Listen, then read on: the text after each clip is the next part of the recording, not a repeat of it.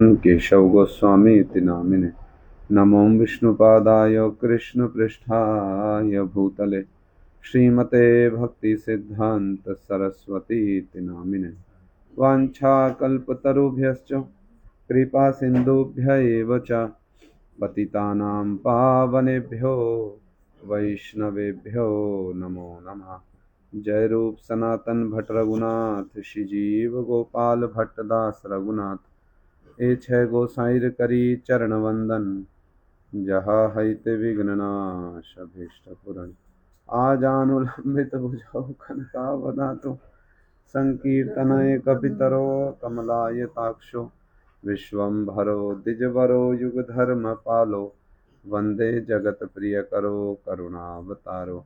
हे कृष्ण करुणा सिंधो दीनबंधो जगतपते गोपेश गोपिका Kanto Shri Radha Kant नमोस्तुते। तप्त कांचन गौरांगी राधे वृंदावनेश्वरी वृषभानुसुते देवी प्रणमामि हरिप्रिये। भक्त्या विहीनापराधलक्षये क्षिप्ताश्च कामादितरङ्गमध्ये कृपामयि त्वां शरणं प्रपन्ना वृन्दे नुमस्ते चरणारविन्दं। श्रीकृष्ण चैतन्य प्रभु नित्यानंद श्री अद्वैत गदाधर श्रीवासादि श्री गौर भक्तवृंद। हरे कृष्णा कृष्णा कृष्णा हरे हरे, हरे राम राम राम हरे हरे। मैं सर्वप्रथम अपने परम आराध्यतम गुरुदेव जगत गुरु नित्य लीला पृष्ठोम विष्णुपाद अष्टोत्तरशत श्री श्रीमद शिला भक्ति वेदांत नारायण गोस्वामी महाराज जी के श्री चरण कमलों में अनंत कोटि दंडक प्रणाम ज्ञापन करता हूँ। तदनंतर नित्य लीला पृष्ठोम विष्णुपाद अष्टोत्तरशत श्री श्रीमद शिला भक्ति विज्ञान भारती गोस्वामी महाराज जी समस्त रूपानुगुरु परंपरा सपार्श सपरिकर श्री गौर नित्यानंद सपार्श सपरिकर जगत गुरु शिला प्रभुपाद सपार्श सपरिकर श्री गौर नित्यानंद प्रभु श्री राधा विनोद बिहारी सर्वत्र जययुक्त हों। तदनंतर उपस्थित पूजनीय वैष्णव वैष्णवी सबके चरणों में मेरा जथा योग्य दंडक प्रणाम। हरे कृष्ण। तो गतकल्य हम लोग उद्धव संदेश हम लोगों ने श्रवण करना प्रारंभ किया। श्री जीव गोस्वामी, श्री चक्रवर्ती पाद जी, श्री सनातन गोस्वामी, श्री श्रीधर स्वामी पाद, हमारे विभिन्न आचार्यों के लिए ये जो प्रसंग है ये बड़ा हृदय स्पर्शी और मार्मिक प्रसंग है। आज भी हम कुछ कुछ विशेष बातों को हम लोग श्रवण करेंगे। मैं कहूँगा पहले आप लोग मेरे साथ साथ, क्योंकि जिस प्रसंग को हम लोग श्रवण कर रहे हैं, यहाँ तो सभी प्राचीन भक्त लोग हैं, तो जिस प्रसंग को हम लोग श्रवण कर रहे हैं उस प्रसंग को प्रारंभ करने से पहले गोस्वामियों ने, आचार्य चरण जो प्राचीन हमारे आचार्य गोस्वामी हुए हैं, उन्होंने एक विशेष प्रणाम ज्ञापन किया है। इस प्रणाम को और इस प्रणाम के अर्थ को हम लोग थोड़ा सा समझें, क्योंकि इन्हीं की कृपा से हमारा इन सब विषयों में प्रवेश हो सकता है। तो इसलिए गोस्वामी वर्गों ने पहले प्रणाम किया। मैं कहूँगा मेरे पीछे पीछे आप लोग कहना। केवल श्रवण और कीर्तन जानकारी प्राप्त करने के लिए नहीं है।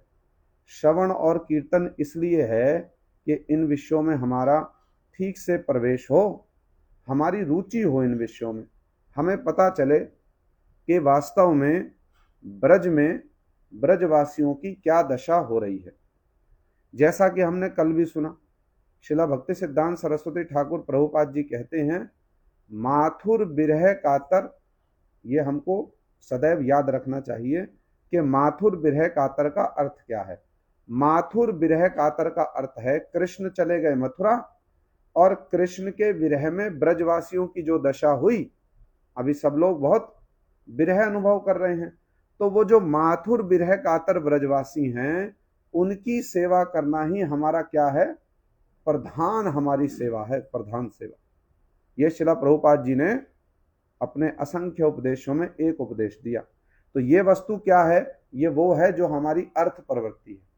कल दो शब्द सुने थे, एक अनर्थ निवृत्ति और दूसरा अर्थ प्रवृत्ति। अनर्थ जब हट जाएंगे तो क्या वस्तु प्राप्त होगी, उसको कहते हैं अर्थ प्रवृत्ति। तो ये सब है हमारी अर्थ प्रवृत्ति, इसलिए इसको ठीक से समझना बहुत आवश्यक है। चाहे थोड़ा समझें, प्रसंग तो बहुत बड़ा है, थोड़ा समझें, किंतु थोड़े में भी यदि अच्छे से प्रवेश हुआ बहुत मंगलकारी होगा हमारे लिए। तो मैं कहूंगा आप लोग मेरे पीछे पीछे दोहराना। आर्तैक शरणम कृष्णम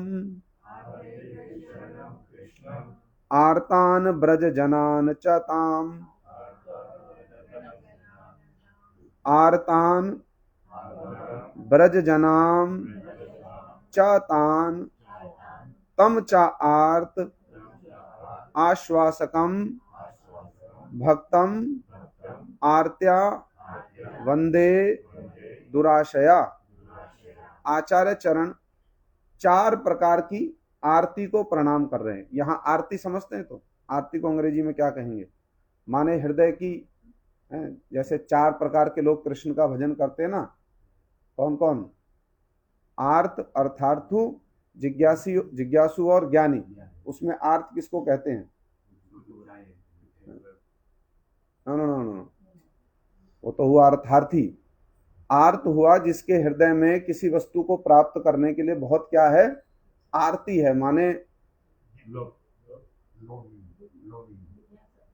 बड़ा कठिन है अंग्रेजी में सारी विषयों को एक्सप्लेन करना है। आर्त का अर्थ हुआ किसी वस्तु को प्राप्त करने के लिए, जैसे राधा जी को कृष्ण की सेवा करने के लिए कहें आरती है बहुत, कृष्ण मथुरा चले गए। Eagerness is also not a best word, जो भी है समझ लिया ना आप लोगों ने, मुख्य बात ये है। तो चार प्रकार की आरती की बात यहाँ पर गोस्वामी चरण बतला रहे हैं। आर्तैक शरणम कृष्णम, कृष्ण को प्रणाम किया, क्योंकि कृष्ण उद्धव जी को ब्रज में भेज रहे हैं। इसका अर्थ यह हुआ कि कृष्ण को ब्रजवासियों की चिंता है, कृष्ण को ब्रजवासियों की चिंता है। सब कुछ प्रारंभ कहां से हुआ, ये उद्धव संदेश प्रारंभ कैसे हुआ, क्योंकि कृष्ण के मन में प्रबल आकांक्षा है, प्रबल इच्छा है कि मेरे ब्रजवासी मेरे विरह में व्याकुल हो रहे हैं, तो मुझे कुछ समाधान करना चाहिए। इसलिए कृष्ण को क्या कहा, आर्तैक शरणम कृष्णम। कृष्ण कौन है, आर्त जनों को एकमात्र शरण देने वाले।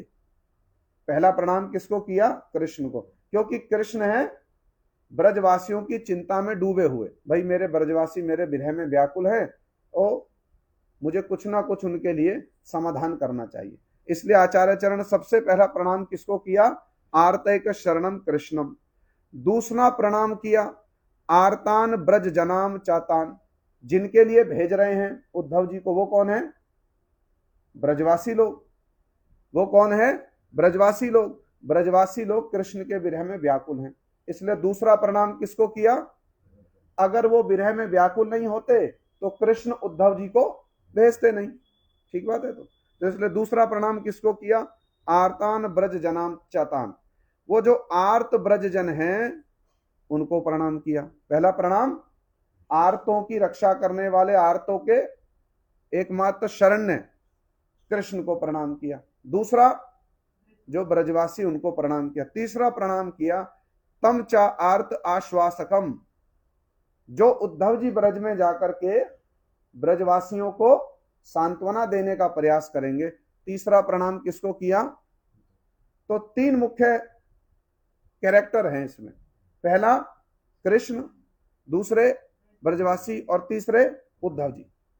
तीसरे उद्धव जी, इन तीनों को प्रणाम करने के बाद एक चौथा प्रणाम किया, वो भी बहुत महत्वपूर्ण है। श्री गोस्वामी चरण कहते हैं भक्तम आर्त्या वंदे दुराशया, इसको दुराशया कहा।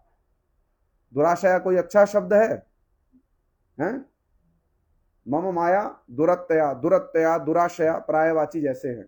दुराशया शब्द को अच्छा, दुराशया का अर्थ हुआ जिसकी भावना क्या हो, आशय माने जिसकी इंटेंशन, और दुर माने तो अच्छा शब्द है, हैं? फिर भी गोस्वामी चरण ने शब्द व्यवहार क्यों किया, क्योंकि यहाँ दुराशया शब्द विरह के संदर्भ में लिया गया। ओ भैया, यदि ये ब्रजवासियों का इतना प्रेम ही ना होता कृष्ण से तो कष्ट क्यों पाते? आई बात समझ में? यदि ब्रजवासियों को इतनी अटैचमेंट ही ना होती कृष्ण से तो इतना विरह क्यों होता, इतना कष्ट क्यों पाते? कष्ट नहीं पाते तो फिर उधर कृष्ण भी कष्ट नहीं पाते, और कृष्ण कष्ट नहीं पाते तो उद्धव जी को भेजना ही नहीं पड़ता। तो सारी समस्या का मूल क्या है? सारी समस्या का मूल है कृष्ण के चरणों में आरती, कृष्ण को सेवा करने की, कृष्ण को प्राप्त करने की ये प्रबल आरती, प्रबल आकांक्षा, यही सारी समस्या का क्या है? जड़ है। तो इसको ही हटा दो, इसको ही हटा दो। कृष्ण को प्राप्त करने की इच्छा ही ना करो, कृष्ण की सेवा करने की इच्छा ही ना करो, तो क्या होगा? विरह नहीं होगा, कष्ट भी नहीं होगा। बात ठीक है कि नहीं है? ठीक है कि नहीं है? एक प्रकार से तो ठीक है भाई। यदि आप अपनी समस्या से छुटकारा चाहते हो, मत करो कृष्ण को पाने की इच्छा, क्योंकि एक बार पा लोगे तो भी क्या होगा? दुख ही होगा। तो भैया इस दुख से निवृत्ति चाहते हो, दुख से छुटकारा चाहते हो, तो कृष्ण को प्राप्त करने की इच्छा ही ना करो। पहले तो प्राप्त करने का कष्ट, गोस्वामी चरण कहते हैं पहले तो प्राप्त करने का कष्ट, फिर प्राप्त हो जाए तो मेंटेन करने का कष्ट। और यदि किसी प्रकार थोड़ा मेंटेन कर लो, ये तो चंचल है, ये तो थोड़े समय बाद क्या करेंगे? फिर चले जाएंगे। फिर जब चले जाएंगे तो फिर दोबारा से प्राप्त करने का कष्ट। तो गोस्वामी चरण कहते इतना कष्ट अच्छा है लेना? अच्छा है? कहते वो सौभाग्यवान हैं जो ऐसा कष्ट प्राप्त करना चाहते हैं। इसीलिए इस आशा को गोस्वामी चरण क्या कर रहे हैं? इस आशा को भी मेरा प्रणाम, क्योंकि भैया बड़ा साहस है उन लोगों में जो सब जान सुन करके भी फिर क्या कर रहे हैं? जिनको पता है कि तुम कृष्ण का भजन करोगे, तो भैया कृष्ण तो पहले से गीता में कह दिया, भागवत जी में कह दिया, मैं जिस पर कृपा करता हूं अनुग्रहयाम, मैं जिस पर कृपा करूंगा उसका सब छीन लूंगा। अब आपको पता है फिर भी आप कृष्ण का भजन कर रहे हो, तो गोस्वामी चरण क्या कर रहे हैं? प्रणाम है भैया, ऐसे लोगों को तो मेरा प्रणाम है। फिर आपको यह भी पता है कृष्ण ब्रज में रहे 11 वर्ष, ब्रजवासियों के साथ बहुत अटैचमेंट हो गई, फिर उनको छोड़कर चले गए। तो ब्रजवासियों की क्या दशा हो रही है कृष्ण के विरह में? हो रही कि नहीं? राधा जी कैसे तड़प रही हैं, और फिर भी आप चाह रहे हो कि हम राधा जी का कृष्ण के प्रति जो प्रेम है हम उसको प्राप्त करें। गोस्वामी चरण कहते प्रणाम है ऐसे लोगों को मेरा, प्रणाम है। प्रणाम ठीक है कि नहीं है? इतना कष्ट मिलेगा कृष्ण भजन में, फिर भी कृष्ण भजन करने की इच्छा है? तो गोस्वामी पाद क्या कह रहे हैं? भैया प्रणाम है ऐसे लोगों को जिनके हृदय में ये सब जान सुन करके भी कि जिसका भजन करने जा रहे हो उसका कोई ठौर ठिकाना नहीं है भैया, वो तो कभी भी छोड़ देगा आपको, वो तो कभी भी छोड़ देगा। बात ठीक है? बात ठीक है कि नहीं है? इसको व्याज स्तुति कहते हैं। व्याज स्तुति समझते हैं? जैसे राधा जी हैं, इनडायरेक्ट ग्लोरिफिकेशन। देखने में तो ऐसा लग रहा है क्या कर रहे हैं? भर्त्सना कर रहे हैं, तुमसे बेकार कोई व्यक्ति नहीं, तुम ऐसे हो, तुम ऐसे हो, किंतु उसमें क्या है? इनडायरेक्ट ग्लोरिफिकेशन है। तुमसे तुम्हारे जैसा कोई नहीं। शब्द क्या है? अब आप समझो भाव को, ये रसिकों की परिपाटी है, तुम्हारे जैसा कोई नहीं। एक्सप्रेशन कैसे हैं? तुम्हारे जैसा कोई नहीं। और इसको यदि ऐसे कहा जाए तुम्हारे जैसा कोई नहीं, बात समझ में आई? अचिंत्य प्रभु आपके जैसा कोई नहीं है, आपके जैसा कोई दूसरा नहीं, और इसी को ही कहो आपके जैसा कोई दूसरा नहीं है। तो ब्रज में क्या होता है? कोडेड लैंग्वेज है। राधा जी कृष्ण को कहेंगी तुम्हारे जैसा कोई नहीं, तुम अकेले हो। इसका अर्थ क्या है? भर्त्सना कर रही है ना स्तुति कर रही है। तो कृष्ण रुष्ट होंगे सुन करके, वो भी मुस्कुराते हैं, हाँ हम तो जानते हैं हमारे जैसा कोई नहीं, हमारे जैसा कोई नहीं। इसको कहते हैं इनडायरेक्ट ग्लोरिफिकेशन। तो गोस्वामी चरण कह रहे हैं भैया ऐसी आरती को भी मेरा प्रणाम है। ऐसी आरती जिन लोगों के हृदय में हो कि जो सब जानते हैं कि भैया कृष्ण का भजन करने में कितना कष्ट है, किंतु फिर भी कृष्ण का भजन कर रहे हैं, और ऐसे ब्रजवासियों के प्रेम को प्राप्त करना चाहते, तो उनकी आरती को भी मेरा क्या है? प्रणाम है। कितनी दुर्लभ बात है। 4 प्रकार की आरती का उल्लेख किया गोस्वामी चरण ने। पहला, आर्तैक जनों के एकमात्र शरण्य कृष्ण को प्रणाम। फिर जो आरती में विरह व्याकुल हो रहे हैं उन ब्रजवासियों को प्रणाम। उनको जो सांत्वना देने जा रहे हैं उन उद्धव जी को प्रणाम। और जो लोग इन कथाओं को सुनकर के इस आरती को अपने हृदय में लाने की चेष्टा करेंगे और जैसा प्रेम ब्रजवासियों का वैसा हमारे हृदय में आ जाए, उनको भी मेरा प्रणाम। आई बात समझ में? उनको भी मेरा प्रणाम। अब बहुत अच्छी बात कहते हैं, यहां से अब इस प्रसंग को विस्तार से बतलाना आरंभ करते गोस्वामी चरण। बहुत ध्यानपूर्वक एक एक बात को समझना है। पूरी किताब यदि ना सुन पाए, पूरा ग्रंथ ना पढ़ पाए, यदि 2-4 पेज भी पढ़ लिए और उसको समझ लिया ठीक से, उसमें ही हमारा परम मंगल होगा। तो गोस्वामी चरण कहते हैं, जब कृष्ण, ये तो माता जी सागर को घोल करके उसका मंथन दिया जा रहा है, ऐसा समझ लो। सारे सब जगह से श्री पूज्य गुरुदेव की कृपा से सागर में मंथन करके जैसे क्या मिले, बहुत कुछ मिले, वैसी इसमें से जो बहुमूल्य रत्न है, अब आप सुनकर के अनुभव कीजिएगा। तो श्री गोस्वामी चरण बतलाते हैं कि कृष्ण ब्रज से मथुरा गए, साथ में कौन गया था? साथ में बलदेव जी और नंद बाबा जी। अब बलदेव जी तो कृष्ण के साथ मथुरा में ठहर गए, किंतु नंद बाबा वापस लौट आए थे।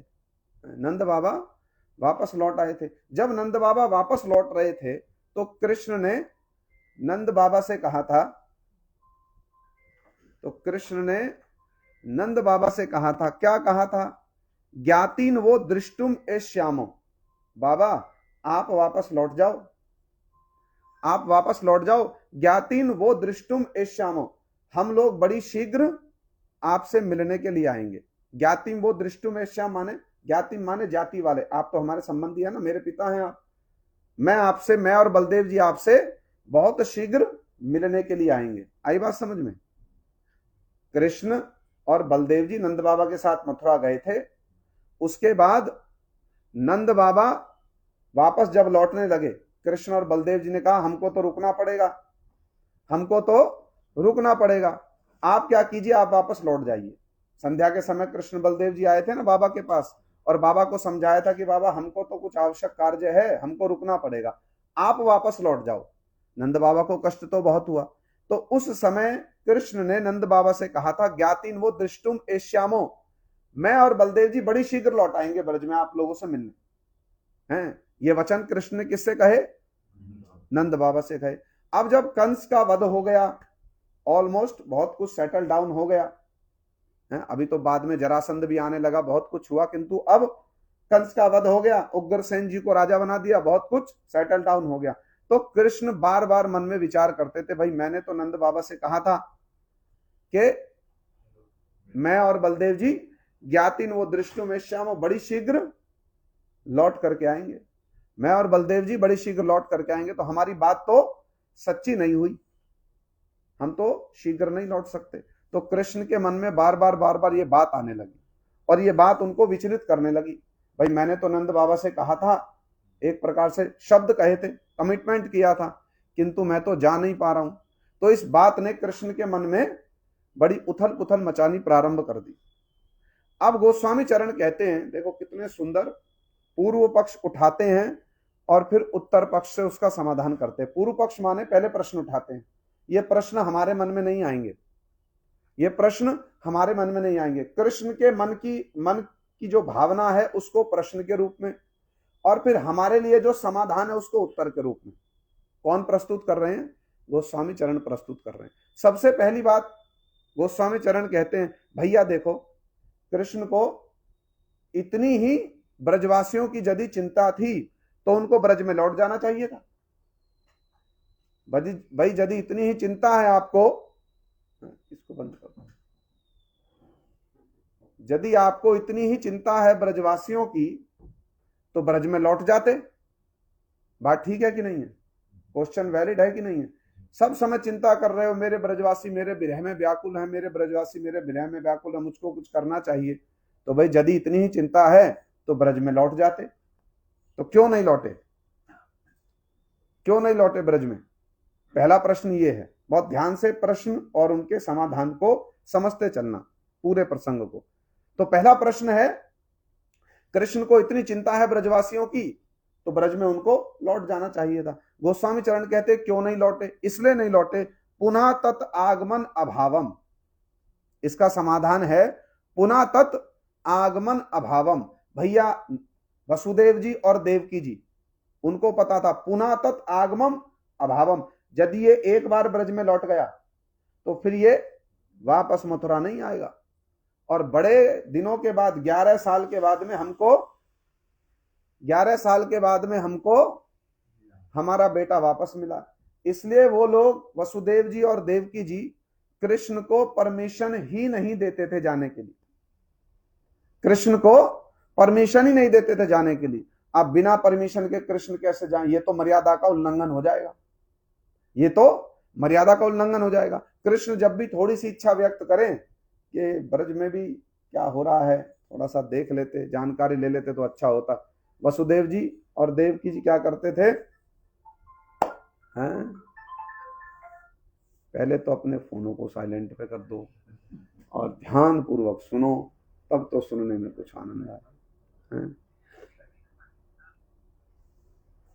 क्या था प्रश्न और क्या था उत्तर, बतलाओ। पहला प्रश्न ये था कि भाई इतनी चिंता कर रहे हो किसी की तो कितनी दूर बैठे हो, 10-12 किलोमीटर दूर बैठे हो, झट करके चले जाते, मिल करके आ जाते, तो गए क्यों नहीं? जब भी कृष्ण थोड़ी सी इच्छा प्रकाश करते, सभा लगी है, वसुदेव जी बैठे हैं, देवकी जी बैठी हैं, रोहिणी माता भी हैं, पद्मा भी है, कंस की माता और उग्रसेन जी, सब लोग हैं। कृष्ण थोड़ी सी भावना प्रकाश करते, ब्रज की भी कुछ खबर ले ली जाती तो अच्छा होता। ऐसे ही वसुदेव और देवकी क्या करते, झट से टॉपिक चेंज कर दो।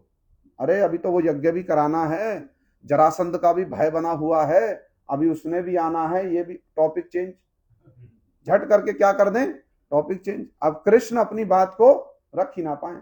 बहुत समय के बाद में देवकी वसुदेव से मिले हैं, मन में बड़ा, देवकी वसुदेव के मन में बड़ा कष्ट उठाया, 11 साल तक कंस के कारागार में बंद रहे। अब देखो ये भावनाएं हैं जिसको गोस्वामी चरण प्रकाशित कर रहे हैं। यदि ऐसे परिवेश में हम भी हों, बहुत दिनों के बाद में अपने किसी माता पिता तो क्या संबंधी से मिले हों और उनको बड़ा दुख कष्ट हो, हमको लौटना है, तो हम कह पाएंगे? थोड़ा अपने मन पर विचार करके देखें तो कृष्ण की भावना भी हमको अनुभव होगी। मान लो आप अपनी पुत्री के घर में गए हो, अपने भाई के घर में गए हो, उनके घर में कोई बहुत कष्ट रहा हो, भगवान ना करे ऐसा हो, पर उदाहरण के लिए कोई कष्ट रहा हो और कोई स्थिति ऐसी हो, बहुत समय के बाद उस कष्ट से निकले हो, आपको रहना तो 2-1 दिन के लिए है, किंतु जब आप उनके पास बैठो और वो आपसे कहें कि आपको देख के मैं तो अपना दुख भूल जाता हूं, आपको देख के मैं तो अपना सब पुराना दुख भूल जाता हूं, अब आप उनसे कहने का साहस करोगे कि कल हमको वापस जाना है? कर पाओगे? जब बहुत आवश्यक काम भी है तो भी क्या करोगे? हाँ, कुछ ना कुछ क्या करोगे, उपाय ढूंढोगे। आप भी कह सकोगे? अपने मन से पूछो, नहीं कह सकेंगे। हैं, बहुत आवश्यक काम भी है तो भी क्या करेंगे, चलो करेंगे, कुछ एडजस्टमेंट करेंगे। होता है कि नहीं? जब हमारे साथ ऐसा होता है तो कृष्ण की ऐसी अवस्था नहीं होगी। देवकी वसुदेव जी 11 वर्ष के बाद में बेटा मिला उनके हिसाब से, और कंस के कारागार में बंद रहे। इनके पुत्रों को भी कंस ने मार दिया, 6 पुत्रों को। हैं, अभी तो कृष्ण उनको लौटा देंगे, उनको उसने कंस ने मार दिया, जेल में हथकड़ियों में बंद रहे, बड़ा अपमान किया, ठीक से खाने को भोजन नहीं मिला, कितना कष्ट सहा माता पिता ने। और जब कृष्ण को देखें, बार बार गले लगाएं, पास बिठाएं, ज्यादा से ज्यादा कृष्ण का संग करने की चेष्टा करें। अब ऐसे में कृष्ण कह सकेंगे मुझको तो अब ब्रज लौटना है, आज्ञा दो? कह सकेंगे? नहीं कह सकेंगे। ये है भावनाएं। और कृष्ण जब भी प्रसंग आरंभ करें, देवकी और वसुदेव जी झट करके टॉपिक चेंज, डाइवर्ट कर दें। तो कृष्ण इतने सरल हृदय के हैं, वो कह ही ना पाए कि भाई थोड़ा ब्रजवासियों की भी सुध ले लूं जाकर, कह ही ना पाए। तो इसलिए वसुदेव और देवकी उनको कभी भी परमिशन नहीं देंगे कि तुम वापस ब्रज में लौट जाओ, क्योंकि वो जानते हैं पुनः तत् आगमन अभावम। याद रखना इसको, पुनः तत् आगमन अभावम। ये गया तो पुनः, इसका आगमन, अभावम माने लौट करके नहीं आएगा, इसलिए टॉपिक चेंज करो। बात ही मत करो कभी ब्रज की, ना ब्रज की बात करो ना ब्रजवासियों की बात करो, हैं? ये तो एक एक कारण ये हुआ। अभी दूसरा प्रश्न है, अच्छा भैया कृष्ण की तो स्थिति ये है कि वो जा नहीं सकते, वो परमिशन नहीं मिल रही है, तो उधर नंद बाबा यशोदा मैया हैं, उधर जो नंद बाबा और यशोदा मैया ब्रज में बैठे हैं, दूसरा प्रश्न ये उठाते गोस्वामी चरण, वो कृष्ण को भेजने के लिए आग्रह करते, अरे भैया हमारा बेटा वापस दो। वो आ जाते स्वयं नंद बाबा, अभी भी तो आए हैं, छोड़कर जब गए हैं नंद बाबा दोबारा आ जाते और ब्रजवासियों को ले आते। ना आ सकते थे, पत्र लिख करके भेजते, वसुदेव जी तो उनके भैया है ना, हैं? वसुदेव जी तो उनके भैया हैं और नंद बाबा बड़े हैं। यदि नंद बाबा बार बार पत्र लिख करके भेजते, भैया ब्रज की अवस्था बड़ी चिंताजनक है, इसकी माँ यशोदा वो बड़े कष्ट में है, सारे ब्रजवासियों ने भोजन करना छोड़ दिया, हमारा बेटे को शीघ्र वापस भेज दो, तो नंद बाबा ने ऐसा क्यों नहीं किया? दूसरा प्रश्न है, नंद बाबा ने आग्रह क्यों नहीं किया, नंद बाबा ने एफर्ट्स क्यों नहीं किए, है कि नहीं है प्रश्न? है तो इसका उत्तर गोस्वामी चरण फिर से बहुत अच्छा उत्तर देते, वो कहते हैं मंगल अतिक्रम शंकाय। इसका उत्तर क्या है? मंगल अतिक्रम शंकाय। नंद बाबा बड़े कष्ट में हैं, यशोदा माता बड़े कष्ट में है, किंतु नंद बाबा मंगल अतिक्रम शंकाय, उनके मन में इच्छा भावना क्या हो रही है, यदि हमने जोर पूर्वक कृष्ण को लौटा लिया तो देवकी और वसुदेव तो कृष्ण को ब्रज में लौटने की परमिशन नहीं देंगे, और बिना परमिशन के, बिना आज्ञा के यदि कृष्ण ब्रज में लौट आएगा तो कृष्ण का कोई अमंगल ना हो जाए।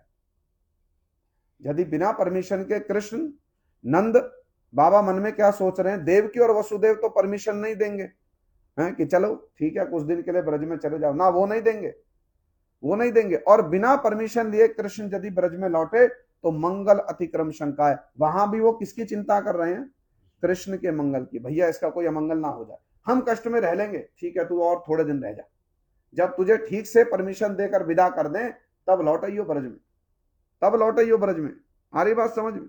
ये नंद बाबा के मन का भाव है, इसलिए नंद बाबा ने और ब्रजवासियों ने कृष्ण को लौटाने के लिए बलपूर्वक आग्रह नहीं किया, नहीं तो बार बार चिट्ठियां भेजते तो वसुदेव जी भी बाध्य हो जाते हैं, किंतु क्यों नहीं भेजी, क्यों नहीं संदेश भेजा? मंगल अतिक्रम शंकाय, कृष्ण का कोई अमंगल ना हो जाए हैं, और क्योंकि इच्छा पूर्वक तो वसुदेव जी आज्ञा नहीं देंगे, इच्छा पूर्वक तो आज्ञा नहीं देंगे, बलपूर्वक आज्ञा यदि ले ली जाए, बाध्य कर दिया जाए तो फिर उससे क्या होगा, वसुदेव जी के मन को कष्ट होगा। और नंद बाबा जानते हैं ये वसुदेव जी क्या हैं, ये तो साधु पुरुष हैं, ये तो सत्यवादी हैं, साधु पुरुष हैं, साधु पुरुष के मन को कष्ट नहीं देना चाहिए।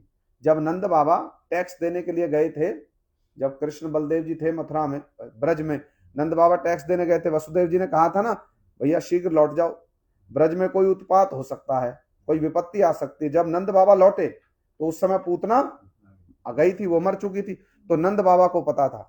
ये भी आचार्य चरण टीका में बतला रहे, बहुत अच्छी बात, कि तब नंद बाबा ने मन में विचार किया ये वसुदेव हो ना हो कोई महापुरुष है, क्योंकि उन्होंने पहले से ही अनुमान लगा लिया ब्रज में कोई विपत्ति हो सकती है, तो नंद बाबा को अनुभव है, इसलिए उनके मन में थोड़ा संकोच था।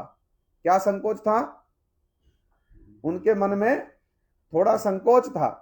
संकोच ये था कि भैया वसुदेव जी के मन को कोई कष्ट ना पहुंच जाए, तो साधु पुरुष है, और साधु पुरुषों के मन को कष्ट देना, जो वास्तव में साधु हैं, ऐसे साधु पुरुषों के मन को कष्ट देना अच्छा नहीं है। इसलिए नंद बाबा ने कृष्ण को लौटाने के लिए आग्रह नहीं किया। अब भैया गोस्वामी चरण एक और प्रश्न उठाते हैं, ये सब शंकाएं हमारी हैं, पहले इनका समाधान होना आवश्यक है। वैसे तो हमारी शंकाएं भी कितनी होंगी हमारी हमारे मन में आते हैं ऐसे प्रश्न हैं, हमारे मन में आते हैं ऐसे प्रश्न, हमारे मन में ऐसे प्रश्न नहीं आएंगे। ये प्रश्न भी किसके मन में आएंगे? जिनकी वैसी कृष्ण के साथ जिनका संबंध ज्ञान हो गया, कृष्ण के साथ जिनका ऐसा संबंध ज्ञान हो गया। अब गोस्वामी चरण एक और प्रश्न उठाते हैं, अच्छा भैया ये तो बात रही वसुदेव देवकी जी की और नंद यशोदा जी की, what about Krishna? What about Krishna? Krishna किससे अधिक प्रेम करते हैं?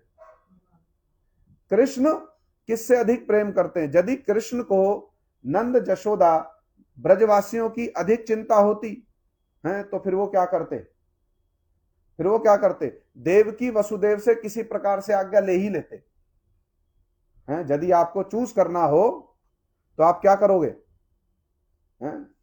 जो ज्यादा आपके नियर एंड डियर हैं आप उनके लिए क्या करोगे, भाई थोड़ा सा आपका मन है, ठीक है, समझते हैं आपकी स्थिति को भी, किंतु हैं, दो बेटे हैं, दो भाई हैं, अब एक बड़ा बेटा है एक छोटा बेटा है, बड़ा भी आपसे स्नेह करता है, छोटा भी आपसे स्नेह करता है, किंतु छोटा थोड़ा ज्यादा छोटा है, बड़ा फिर भी अपने आप को संभाल लेगा, बड़ा भी नहीं चाहता कि आप उसको छोड़कर जाओ, दोनों अलग अलग रहते हैं, किंतु आप क्या करोगे, बड़े को थोड़ा समझा दोगे, भैया तू थोड़ा सैक्रिफाइस कर ले, तेरे छोटे भाई के पास जाना ज्यादा जरूरी है।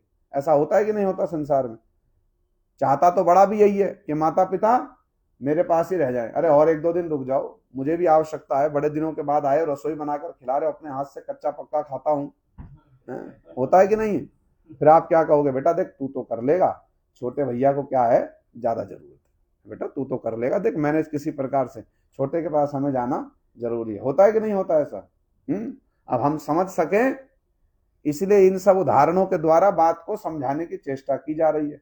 तो इसलिए प्रश्न आता है, अब चलो इन दोनों का तो समझ आ गया, देवकी वसुदेव जी का, नंद और यशोदा जी का। कृष्ण क्या कर रहे हैं, वो तो सब समय क्या कहते हैं, भैया ब्रजवासी मेरे प्राण है, ठीक है, देवकी वसुदेव के प्रति भी भावना है, किंतु ब्रजवासी कौन है, वो कृष्ण का प्राण, तो भैया नंद यशोदा इनको कष्ट देना ज्यादा अच्छा है ना देवकी वसुदेव जी को कष्ट देना ज्यादा अच्छा है, कष्ट तो किसी को नहीं देना चाहते, किंतु दोनों में यदि तुलनात्मक रूप से देखा जाए तो कृष्ण को किसको चूज करना चाहिए था, झट करके सब कहेंगे भाई नंद बाबा यशोदा मैया, क्योंकि उनका प्रेम प्रगाढ़ है, उनका प्रेम प्रगाढ़ है, तो कृष्ण ने परमिशन क्यों नहीं ले ली, ठीक है जी अब तो परमिशन देनी पड़ेगी आपको, क्योंकि मेरे मदर फादर नंद बाबा और यशोदा मैया जी वो तो कष्ट में, मैं उनको कष्ट में नहीं देख सकता, तो कृष्ण ने परमिशन क्यों नहीं ले ली, जैन के प्रकारेण कृष्ण परमिशन ले लेते। प्रश्न वैलिड है कि नहीं है, इसका क्या समाधान है?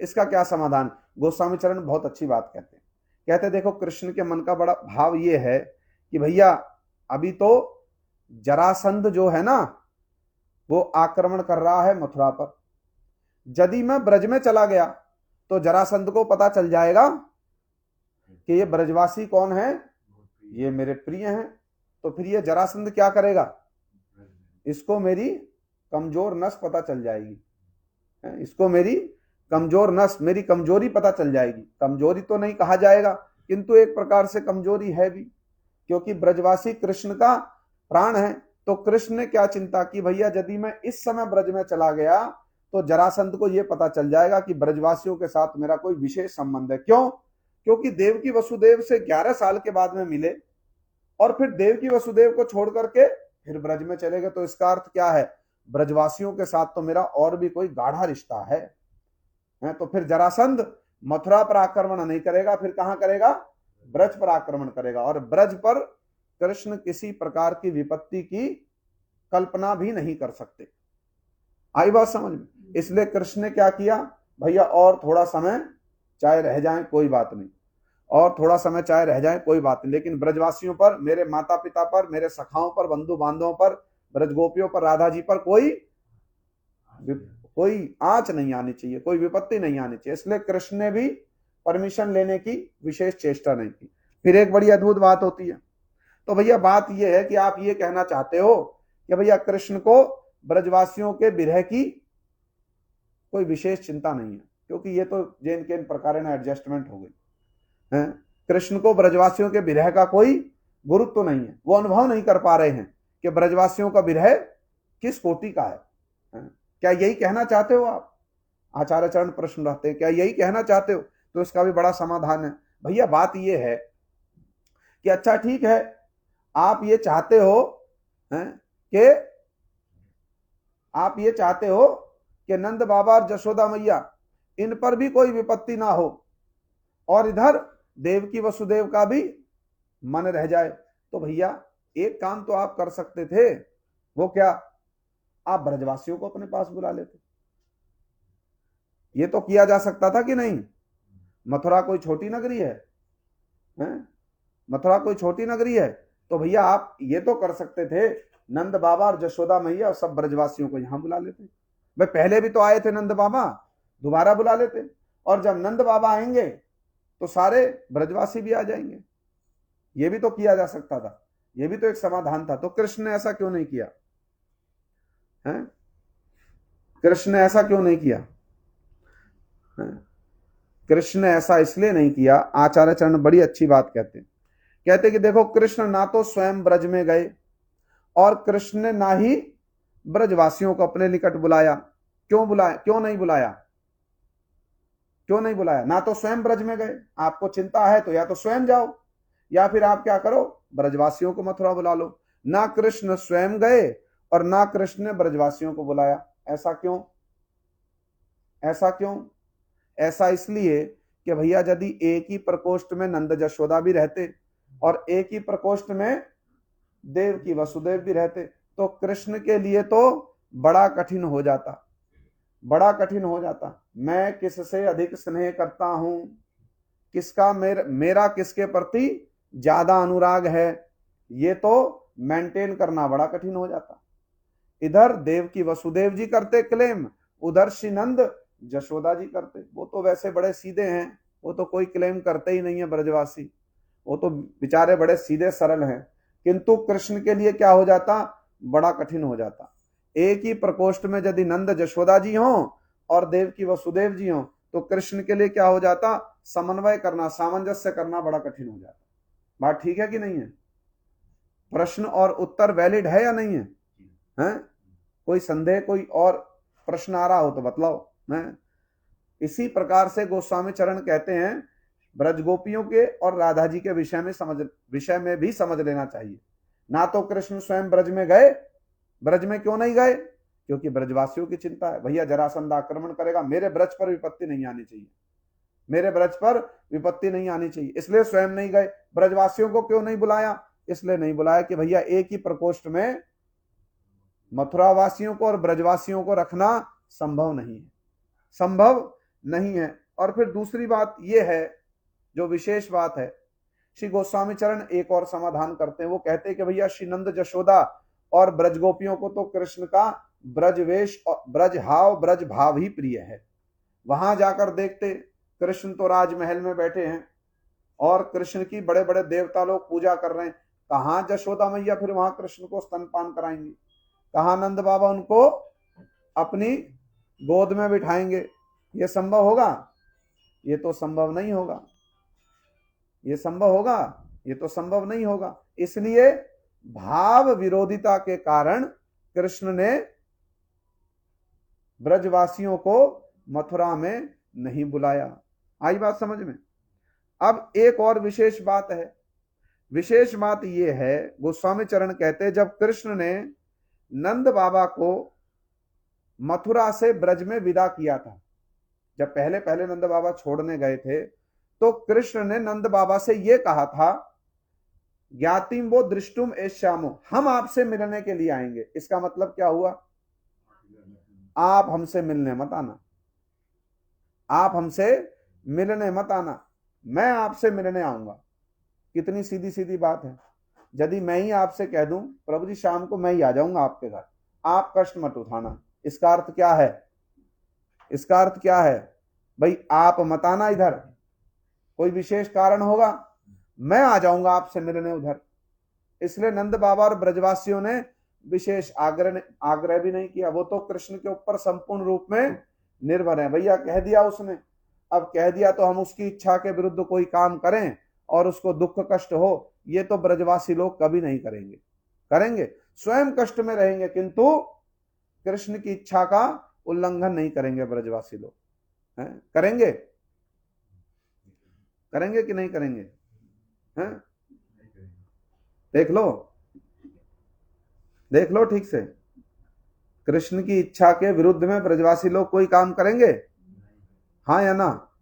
यस और नो? लाउडली देख लो। अरे ब्रजवासियों, ठीक से विचार करो, ब्रजवासियों में भी दो मत हो रहे हैं यहाँ। हैं? आप भी ब्रजवासी हो सब, दो मत मत करो, एक मत करो। मथुरा नहीं गए वो बात ठीक है, हैं? कुरुक्षेत्र में गए, किंतु प्रश्न ये है कि कृष्ण की इच्छा के विरुद्ध कोई काम करेंगे कि नहीं करेंगे। बढ़िया स्तनपान कर रहे थे कृष्ण यशोदा मैया की गोद में, भूखे भी थे, आनंद भी आ रहा था दूध पीने में, किंतु माँ ने क्या किया, एक हाथ से उठा, बैठ इधर, पूरा दम लगा दिया श्रीमान ने। माँ को पकड़ लिया ऐसे, इधर से कुंडली मारकर दोनों हाथों से और दोनों पैरों से, दोनों हाथों से माता के वक्षस्थल को पकड़ लिया, दोनों पैरों से लिपट गए, पूरा दम लगा दिया, मुझे छोड़कर मत जा, हैं? दूध जा रहा है चूल्हे में तो जाने दे, मुझे मत छोड़कर जा। किंतु माता ने क्या किया, बैठ इधर। 10,000 हाथियों के बल वाली पूतना पूरा दम लगाकर अपनी छाती से छोड़ा नहीं सकी कृष्ण को, पूरा दम लगाकर। क्या बोल रही है, मुंच मुंच मुंच, अलम अलम अलम, अरे छोड़ दे छोड़ दे छोड़ दे। छोड़ा कृष्ण ने, हैं? छोड़ा। अच्छा, तब कृष्ण छोटे थे ना तब कृष्ण बड़े थे, हैं? तब कृष्ण छोटे थे ना तब कृष्ण बड़े थे, छोटे थे। और जब मैया यशोदा की गोद में थे तो थोड़े बड़े हो गए थे, तब तो केवल 6 दिन के थे। 6 दिन के कृष्ण को 10,000 हाथियों के बल वाली पूतना हटा नहीं सकी। और यशोदा मैया ने क्या किया, दम लगा रहे हैं।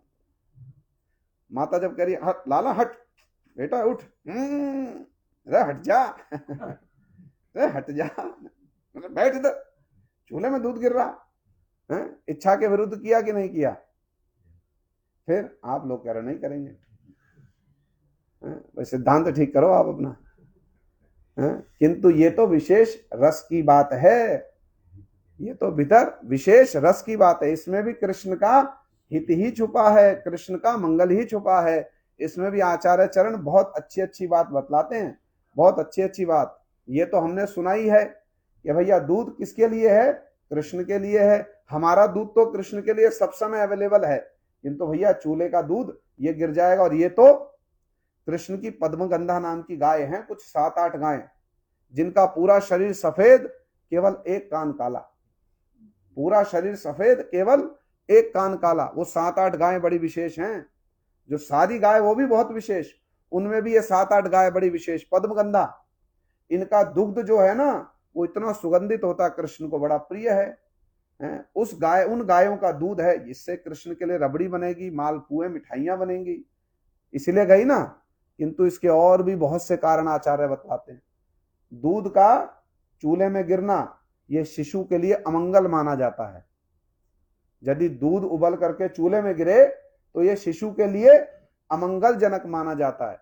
मैया कृष्ण का कोई अमंगल हो जाए ये देख सकेगी, इसलिए कृष्ण के मंगल के लिए ही कृष्ण को बलपूर्वक गोद से उठाकर एक और बिठा दिया। इसलिए ब्रजवासी लोग जो कुछ भी करें, इसलिए उद्देश्य क्या होगा, कृष्ण की इच्छा पूर्ति, कृष्ण का सुख, कृष्ण का संतोष, कृष्ण का मंगल। तो आचार्य चरण बहुत अच्छी बात बतलाते हैं। इसीलिए नंद बाबा से कृष्ण ने क्या कह दिया था, बाबा हम ही मिलने आएंगे, ज्ञातिम वो दृष्टु में श्यामो, हम ही मिलने आएंगे आपसे, आप लोग मत आना मथुरा। इस बात को सुनकर नंद बाबा ब्रज में क्या कर रहे थे, वेट कर रहे थे, कहकर तो गया था लौटेगा लौटेगा। इन सब कारणों से कृष्ण को इन सब कारणों से कृष्ण को ब्रज में लौटने में विलंब हो गया, और उधर ब्रजवासी विरह में बड़े व्याकुल हो रहे। तो फिर एक अद्भुत बात आचार्य चरण और कहते हैं, एक और अद्भुत बात कहते हैं, एक और प्रश्न उठाते हैं। अच्छा भैया ऐसा ही है तो कृष्ण एक समाधान ये कर सकते थे कि कृष्ण एक स्वरूप से मथुरा में रहते और दूसरे स्वरूप से ब्रज में प्रकट हो जाते, भैया दोनों का आनंद मंगल होता। ये भी तो कृष्ण कर सकते, कर तुम अन्यथा कर तुम, ये भी तो कृष्ण कर सकते हैं। एक स्वरूप से मथुरा में तो है ही, एक स्वरूप से ब्रज में भी क्या हो जाते, प्रकट हो जाते, दोनों का समाधान हो जाता। ऐसा कृष्ण ने क्यों नहीं किया? आएंगे ये प्रश्न कभी हमारे हृदय में, हैं? ये तो गोस्वामी चरणों, गोस्वामी चरण का ही क्या है, ये प्रताप है, ये तो गोस्वामियों की संपद है। कितना अच्छा प्रश्न उठा रहे हैं भैया, ये भी तो समाधान हो सकता था, कोई तो समाधान दो। गोस्वामी चरणों के कहने का तात्पर्य है कोई तो समाधान दो, आइदर दिस वे और दैट वे, भैया कुछ तो करो ब्रजवासियों के लिए। तो चलो एक स्वरूप से मथुरा में हो, जा भी नहीं पा रहे हो, बुला भी नहीं पा रहे हो, जरासंध की आक्रमण की चिंता है, ठीक है, एक स्वरूप से यहां हो जाते, एक स्वरूप से वहां हो जाते। जैसे यहां जरासंध से निपट रहे हो मथुरा में, वैसे ही आप जब ब्रज में हो तो इतने सारे असुर लोग आ रहे, सबको मारा ही ना आपने, तो एक स्वरूप से आप ब्रज में पहुंच जाते। और फिर जब आप ब्रज में हो तो फिर कोई चिंता की बात ही नहीं। ये क्यों नहीं किया आपने? कोई समाधान है कोई समाधान? बहुत अच्छा समाधान आचार्य चरण कहते भैया देखो बात ये, इसमें देखो भाव कितना अच्छा है। इसका भाव ये बतला रहे आचार्य चरण, कहते भैया नंद और जशोदा जी को, ब्रज गोपियों को, राधा जी को क्या है? यह अभिमान है कि कृष्ण क्या है? मेरे हैं। कृष्ण क्या है? हमारे हैं। अब यदि उनको यह पता चलता कि भैया एक कृष्ण हमारे पास है और एक कृष्ण, आपने कभी देखा बच्चे को आपने एक खिलौना दिया, यदि वो खिलौना एक ही हो, उदाहरण सर्वांग सुंदर नहीं है किंतु समझाने के लिए कहा जा रहा है, यदि खिलौना एक हो और आपने बालक को खिलौना दिया, पूरे घर में एक ही खिलौना, बालक उसको क्या करेगा? कभी अनुभव किया आप लोगों ने? अरे आपके तो बालक रहे होंगे। कभी बालक को एक खिलौना दो, उसके साथ कैसे रहेगा? सारे दिन चिमटा रहेगा। फिर ऐसा ही एक और खिलौना लिया हो तो क्या होगा? नहीं, फिर कोई कीमत नहीं रह जाएगी। फिर बालक का जो अभिमान है ना, ये मेरा है, वो अभिमान क्या होगा? वो थोड़ा सा उस पर ठेस पहुंच जाएगी, चोट लग जाएगी उस पर। अच्छा एक और भी है, मैं तो समझता था मेरे माता पिता मुझको ही स्नेह करते, मेरे लिए ही है बस ये, ऐसी दूसरी और कोई चीज किसी और के लिए नहीं है, किंतु आपने दो चार ला दिए, एक उसको भी, एक उसको भी, एक उसको भी, तो बालक के अभिमान को क्या होगी? ठेस पहुंच जाएगी। इसको कहते प्रेम की रीति। यदि कृष्ण एक स्वरूप से ब्रज में भी प्रकट हैं और दूसरे स्वरूप से मथुरा में भी प्रकट हो जाए, तो ब्रजवासियों की तो कृष्ण के प्रति क्या बुद्धि है? ये हमारा है। नंद बाबा और जशोदा मैया क्या समझते हैं? हमारा भी है। अरे एक कॉपी देव की वसुदेव के पास भी है तो क्या होता? अरे ये तो ऐश्वर्य प्रकट हो रहा, हमारे पास भी है, उनके पास भी है। आ रही बात समझ में? राधा जी चंद्रावली दोनों में सब समय राइवलरी है। क्या कृष्ण ये ब्रज में नहीं कर सकते थे कि भाई एक स्वरूप से राधा जी के पास हो जाते, एक स्वरूप से चंद्रावली के पास, तो कोई झगड़ा ही नहीं था, सारा झगड़ा ही मिट जाता। यदि कृष्ण एक स्वरूप से राधा जी के पास कुंज में लीला कर रहे, एक स्वरूप से चंद्रावली के पास, तो कोई झगड़ा रहेगा? कोई झगड़ा रहेगा? सारा झगड़ा ही मिट गया। किंतु यदि ये झगड़ा ही मिट जाए तो फिर रस क्या रहेगा? यदि ये झगड़ा ही मिट जाए तो फिर रस क्या रहेगा? रस रहेगा? फिर रस की कोई रीति नहीं है, रस का कोई आस्वादन नहीं हो सकता। हो सकता है? कितनी विचार की बात है, कितनी विचार की बात है। यदि वस्तु बहुत दुर्लभ हो तभी उसको प्राप्त करने के लिए आरती होती है। यदि वस्तु सहज में ही उपलब्ध हो, होगी उसको प्राप्त करने के लिए आरती? है? होगी? नहीं होगी, नहीं होगी। देखो पूज्य गुरुदेव यदि आपके घर में आते हैं, आते होंगे, यहां भी आते थे, अब जब उनका दर्शन आपको दुर्लभ हो रहा है तब मन में क्या कैसी आरती होती है? हम तो पास में रहे ना, सौभाग्यवश हमने स्वयं देखा, अनुभव भी किया। क्या अनुभव किया उसको बतला रहा हूं आपको, अपना अनुभव। हम तो छोटे थे, उनके पास में रहते थे सब समय। अब हुआ क्या, गुरु महाराज जी कभी दिल्ली में आए, कभी इधर उधर भक्तों के घर में गए, हम लोग जैसे गए उनके साथ में, भक्त लोगों का बड़ा आग्रह होता, 2 मिनट दर्शन करा दो, 2 मिनट दर्शन करा दो। और यदि दर्शन ना कराओ तो रुष्ट हो जाएंगे, आपके ऊपर भी कई बार रुष्ट हो जाएंगे। आए कल का आया बच्चा है और ऐसे ऐसे दरवाजा बंद कर दिया, तुम जानता नहीं हम कौन है, ऐसा भी बहुत बार होता है। अब भक्तों की भी भावना है, बेचारे दूर से आए हैं, थोड़ी झलक पानी है, उनका प्रेम है गुरु जी के प्रति, वो बात भी ठीक है। किंतु भैया क्या करें, अभी पूज्य गुरुदेव यदि शयन कर रहे हैं, कोई आनी कर रहे हैं, प्रसाद ले रहे, तो क्या किया जा सकता है? हो सकता है? कठिन है। किंतु भक्तों की भावना है। किंतु जब हमारे मन में ये बात आती थी, भाई कितना दुर्लभ है, गुरु जी के लिए कितना भक्त लोग दूर दूर से आते हैं, एक 2 क्षण के दर्शन के लिए भी क्या होता है, बड़ी आरती है। किंतु यदि गुरु जी की व्यास पूजा यहाँ भी होती होगी, कितने घंटे बैठते थे? हैं?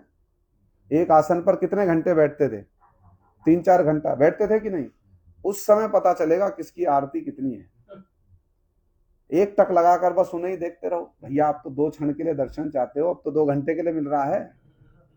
आप तो 2 क्षण का दर्शन चाहते थे कि बस दूर से देख लूंगा प्रभु जी, बिल्कुल कोई बात ही नहीं करूंगा मैं तो कोई बात ही नहीं करूंगा, मैं डिस्टर्ब ही नहीं करूंगा। अरे वो आप नहीं करोगे, वो आपको देखकर बुला लेंगे, फिर बातचीत तो आरंभ नहीं होगा। आप चिंता मत करो, आप बस 2 मिनट के लिए दरवाजा खोल दो। आप देख रहे ना, मुझ पर विश्वास करो आप, बिल्कुल नहीं होगा। अरे आप 2 मिनट के लिए दर्शन करना चाहते हो, बात ठीक है कि नहीं है? आपकी आरती बिल्कुल ठीक है, किंतु अब तो गुरुजी 2 घंटे 4 घंटे, और गुरु पूर्णिमा के दिन तो 5 घंटे 6 घंटे बैठते थे गुरुजी। हम लोग थक जाते थे, वो मालाएं काटते काटते हम लोग थक जाते थे सारे दिन। अरे भैया कब समाप्त हो गई, हम तो छोटे थे ना। उस लाइन लगी हुई है 1 घंटा 2 घंटा 4 घंटा, अब बार बार लाइन को देख रहे हैं, और आ रहे हैं, अरे और आ रहे हैं। पीछे बैठे रहते थे कैंची लेकर के, उसको काटते रहते थे। गुरुजी माला आ रही है ना, हम पीछे वो उसमें देखना, आनंद धाम में गुरुजी का आसन नीचे, उसके ऊपर एक खिड़की होती थी बड़ी सी, वो खिड़की के ऊपर बैठे कैंची से माला काट रहे हैं। हे धना, माला डालने से पहले हवा में ही माला काट देते थे। कई बार ऐसा होता, माला डाली, डालने से पहले उसको हवा में ही काट दिया। और कोई गणमान्य व्यक्ति आए, सभी गणमान्य थे, किंतु जिनके साथ कोई बहुत प्राचीन संबंध हो, तो गुरुजी क्या करते थे, वो ऐसे बैठे हैं, हम पीछे ऊपर बैठे हैं खिड़की पर, और माला काट रहे हैं। तो झट करके, हमें तो माला काटने से मतलब है, काम निपटाओ फटाफट, भीड़ खत्म, काम निपटाओ, जाके प्रसाद पाए। अब इतनी बुद्धि तब थोड़ी थी, अभी भी नहीं है उतनी बुद्धि। तो गुरुजी क्या करते थे, कभी देखा ना कोई श्रीनिवास जी आए या कोई ऐसे पुराने व्यक्ति आए, बढ़िया माला लाएंगे कमल की, डालने से पहले वो ठीक से गले में पहुंची भी नहीं, वहीं काट दिया हमने, काट के उतार दिया। तो वो क्या करते थे, यूं देखते थे, तो हम ऐसे हो जाते, फिर वहीं देखेंगे, हम ऐसे हो जाए।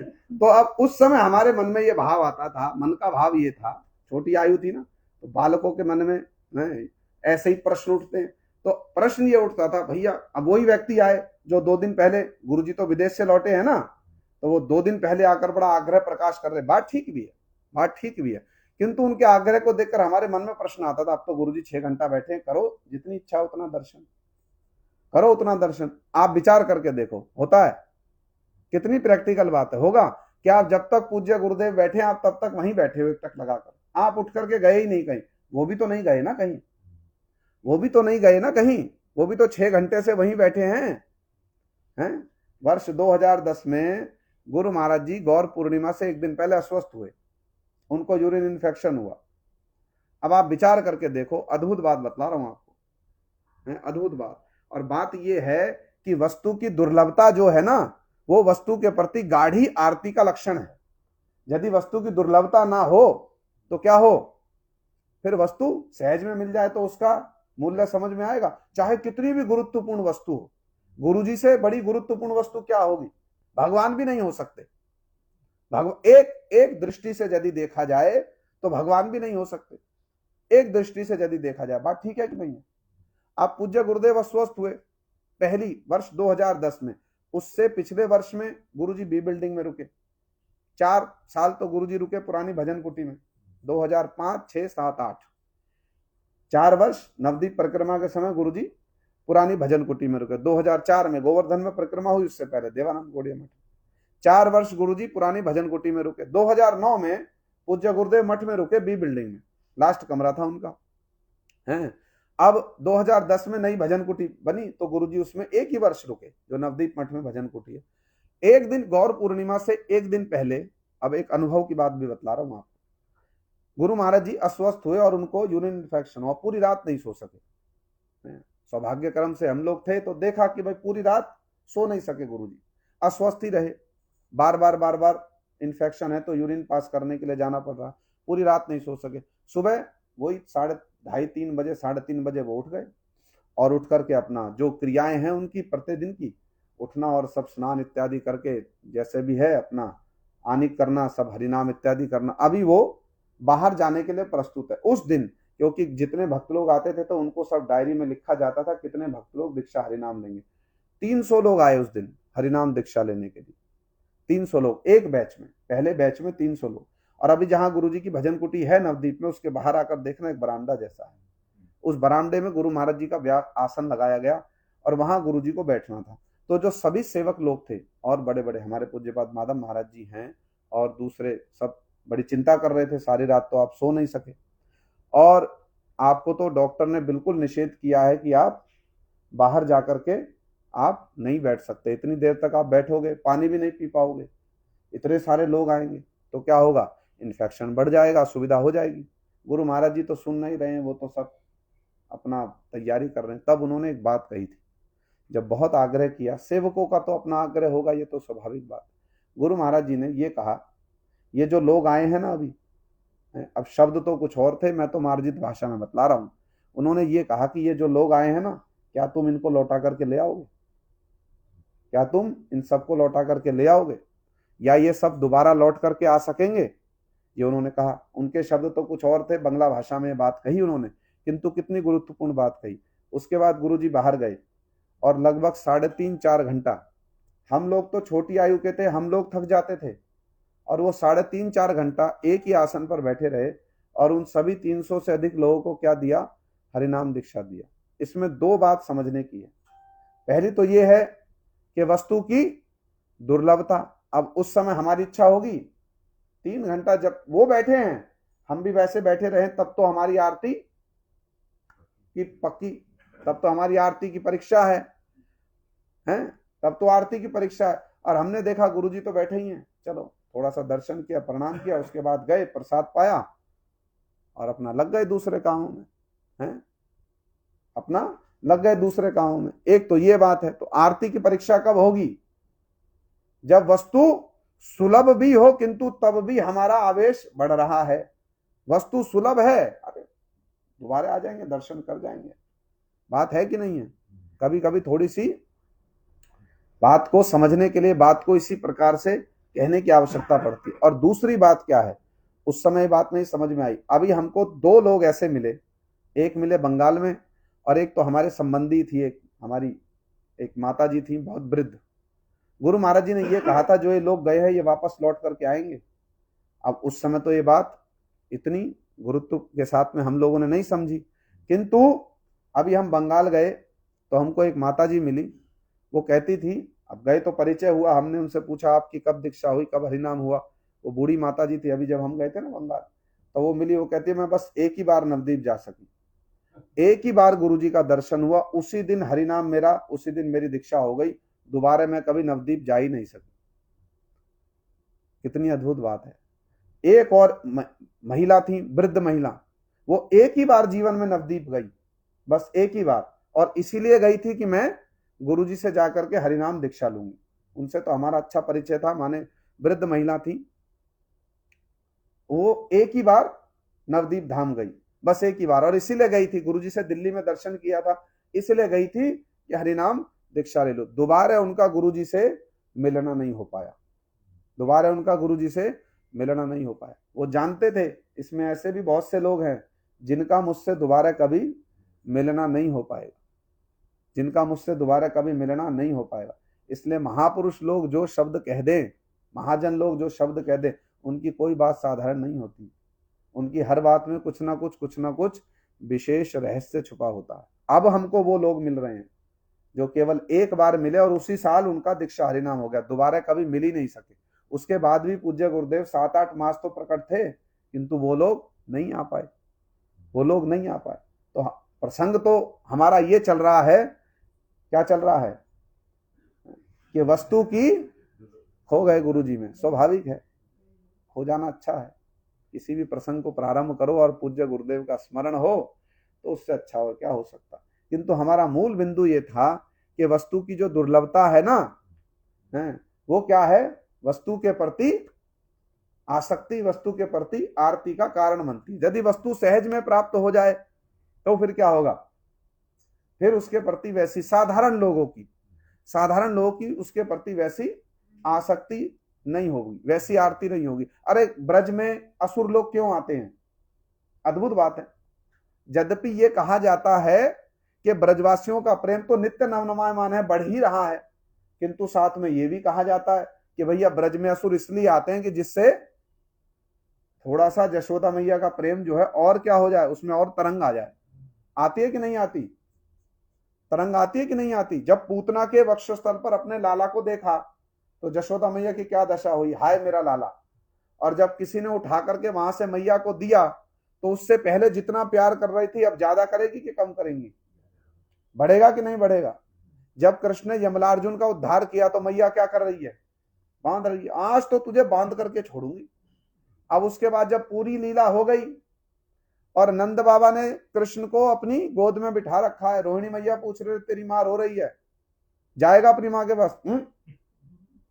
तो खाएगा क्या? मां के साथ नहीं खेलेगा? खाएगा क्या? बाबा खिला देंगे। क्या खाएगा? मिश्री खाऊंगा।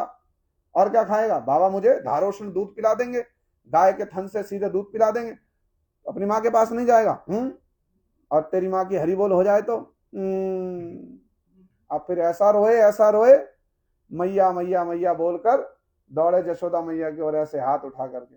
और माँ भी, यशोदा मैया भीतर बैठी हैं, वो बड़ी लज्जित हो रही हैं। ओहो, कृष्ण के ऊपर ये विपत्ति आ गई। किसके कारण आ गई? मेरे कारण आ गई। अब मैया, उनकी भी क्या अद्भुत दशा हो रही है और कृष्ण की भी क्या दशा हो रही है। तो ये प्रेम में वैचित्री आई कि नहीं आई? अब ये कहा जा सकता है कि यशोदा मैया के प्रेम में कोई कमी है? ये तो नहीं कहा जा सकता। किंतु जब ये लीला हुई तो प्रेम में वैचित्री आई कि नहीं आई? है, आई कि नहीं आई? इसलिए गोस्वामी चरण इस बात को कह रहे कि भैया यदि दोनों एक साथ में प्रकट हो जाते तो क्या होता? भाई प्रेम की वैचित्री नहीं रह जाती। सब समय वहां भी है, सब समय यहां भी है, तो प्रेम की वैचित्री नहीं होती। तो रसिक जनों की परिपाठी ये है, भैया प्रेम में वैचित्री के लिए कुछ विरह भी होना चाहिए। इसलिए ये विरह जो है ना, ये मिलन का पोषक ही है, विपरीत भाव नहीं है। विरह जो है वो मिलन का पोषक है, पुष्ट करता है मिलन को। विरह मिलन का विपरीत भाव नहीं है। इसलिए कृष्ण ने क्या किया? एक साथ में दोनों जगह पर प्रकट नहीं हुए।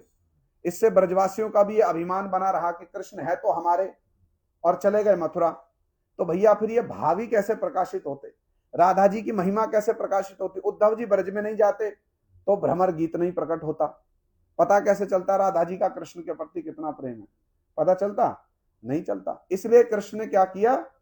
भैया एक स्वरूप में ही प्रकट रहे। गोस्वामी चरण इसलिए इन सब विचारों को बतला रहे। हाँ, एक बात है कि जब दंत वक्र का वध हो गया, शिशुपाल और दंत वक्र, उसके बाद Krishna according to Gopal Champu, according to Jiva Goswami पाद, दंत वक्र के वध के बाद कृष्ण होली गेट से होते हुए, श्री केशव जी गौड़िया मठ के सामने से होते हुए कृष्ण कहां पहुंचे थे? ब्रज में। सच्ची बात है आप? अरे ऐसे ही ले रहे हो। पूज्य गुरुदेव कहा करते थे होली गेट से होकर के ही कृष्ण कहां गए थे? ब्रज में गए थे। इसलिए इसको बहुत सजाया गया था। अब हम तो अनुमान लगा रहे होली गेट से होकर गए थे, तो कहां से गए होंगे? केशव जी गौड़िया मठ के सामने से ही गए होंगे। तो जीव गोस्वामी जी ने विचार बतलाया कि दंत वक्र के वध के बाद में कृष्ण मथुरा से कहां लौट आए थे? ब्रज में लौट आए थे। ये सब प्रश्नों को पूरा समाधान करने के बाद अब गोस्वामी चरण कल वाले प्रसंग को जो हमने थोड़ा सा सुना उसको ही और विस्तार से बतला रहे। अब कृष्ण मन मन में विचार, ये सब कारण रहे। पहले भैया भूमिका बना दी जाए ना, मूल प्रसंगों को पहले ही आरंभ कर दिया। इन सब प्रश्नों का समाधान होना तो आवश्यक है। वैसे हमारे मन में तो प्रश्न उठते नहीं है, पर फिर भी गोस्वामी चरण वो प्रश्न उठा रहे हैं, समाधान दे रहे हैं। जो रसिक हैं उनके मन में उठेंगे, जो भजन करते होंगे उठते होंगे। आप में से भी किसी के मन में हो सकता छुपा रहे हो, क्या पता आप में से कोई मुक्त बैठा हो यहाँ। तो जो रसिक जन है, ये प्रश्न उनके मन के हैं। इनका समाधान करने के बाद अब गोस्वामी चरण इस बात को कह रहे कि हाँ भैया, इन सब कारणों से कृष्ण मथुरा से ब्रज में नहीं गए और ब्रजवासियों को भी मथुरा में नहीं बुलाया, और ना ही दो स्वरूपों में प्रकट हुए, एक ही स्वरूप में बने रहे। हो गया तो समाधान। कोई प्रश्न है? जी प्रश्न के चक्करों में ना पड़ो, सीधे प्रसंग पर आओ। तो प्रसंग ये है कि कृष्ण अब मन मन में विचार करने लगे कि भैया मैंने तो कहा था मैं जा नहीं पा रहा हूं, तो अंततः मुझे ब्रजवासियों के पास अपना संदेश तो भेजना चाहिए। कभी कभी कृष्ण क्या इच्छा करते, वो एक पेपर ले लेते, एक पेन ले लेते और सोचते कि मैं राधा जी के नाम एक पत्र लिख दूं, कम से कम उन्हें संदेश दे दूं। तो कृष्ण पेन लेते। श्री रूप गोस्वामी जी ने अपने ग्रंथों में इसका वर्णन किया है, बड़ा सुंदर। और पेन लेकर क्या करते, जैसे ही लिखना प्रारंभ करते तो बस वो डॉट ही रह जाता। कृष्ण के नेत्रों से अश्रुपात होने लगता और आगे कुछ लिख ही नहीं पाते।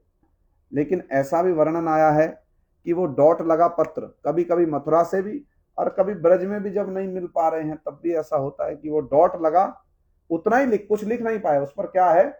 डॉट है बस। और वो पत्र जब राधा जी के निकट में पहुंचा तो राधा जी देखकर उसको समझ गई, ये है प्रेम की भाषा। इसको कोई समझ सकेगा? कोई समझ सकेगा? किंतु जिनका अनुराग है वो समझ जाएंगे कि भैया लिखने की चेष्टा तो की गई है किंतु लिख नहीं सके। लिख करके जो व्यक्त किया जाता उससे अधिक व्यक्त हो गया बिना लिखे। ये है अनुराग की भाषा। लिख करके जो व्यक्त किया जाता वो उससे ज्यादा कहां व्यक्त हो गया? एक डॉट से, बिना लिखे। क्योंकि राधा जी ब्रज गोपियां समझ गई, भैया लिखने की तो चेष्टा की किंतु लिख नहीं सके, इतना अनुराग है इनका हमसे, लिख ही नहीं सके। तो वो डॉट को ही बस राधा जी देख रही हैं और क्रंदन कर रही हैं। आ रही बात समझ में? इसको कहते हैं अनुराग की भाषा।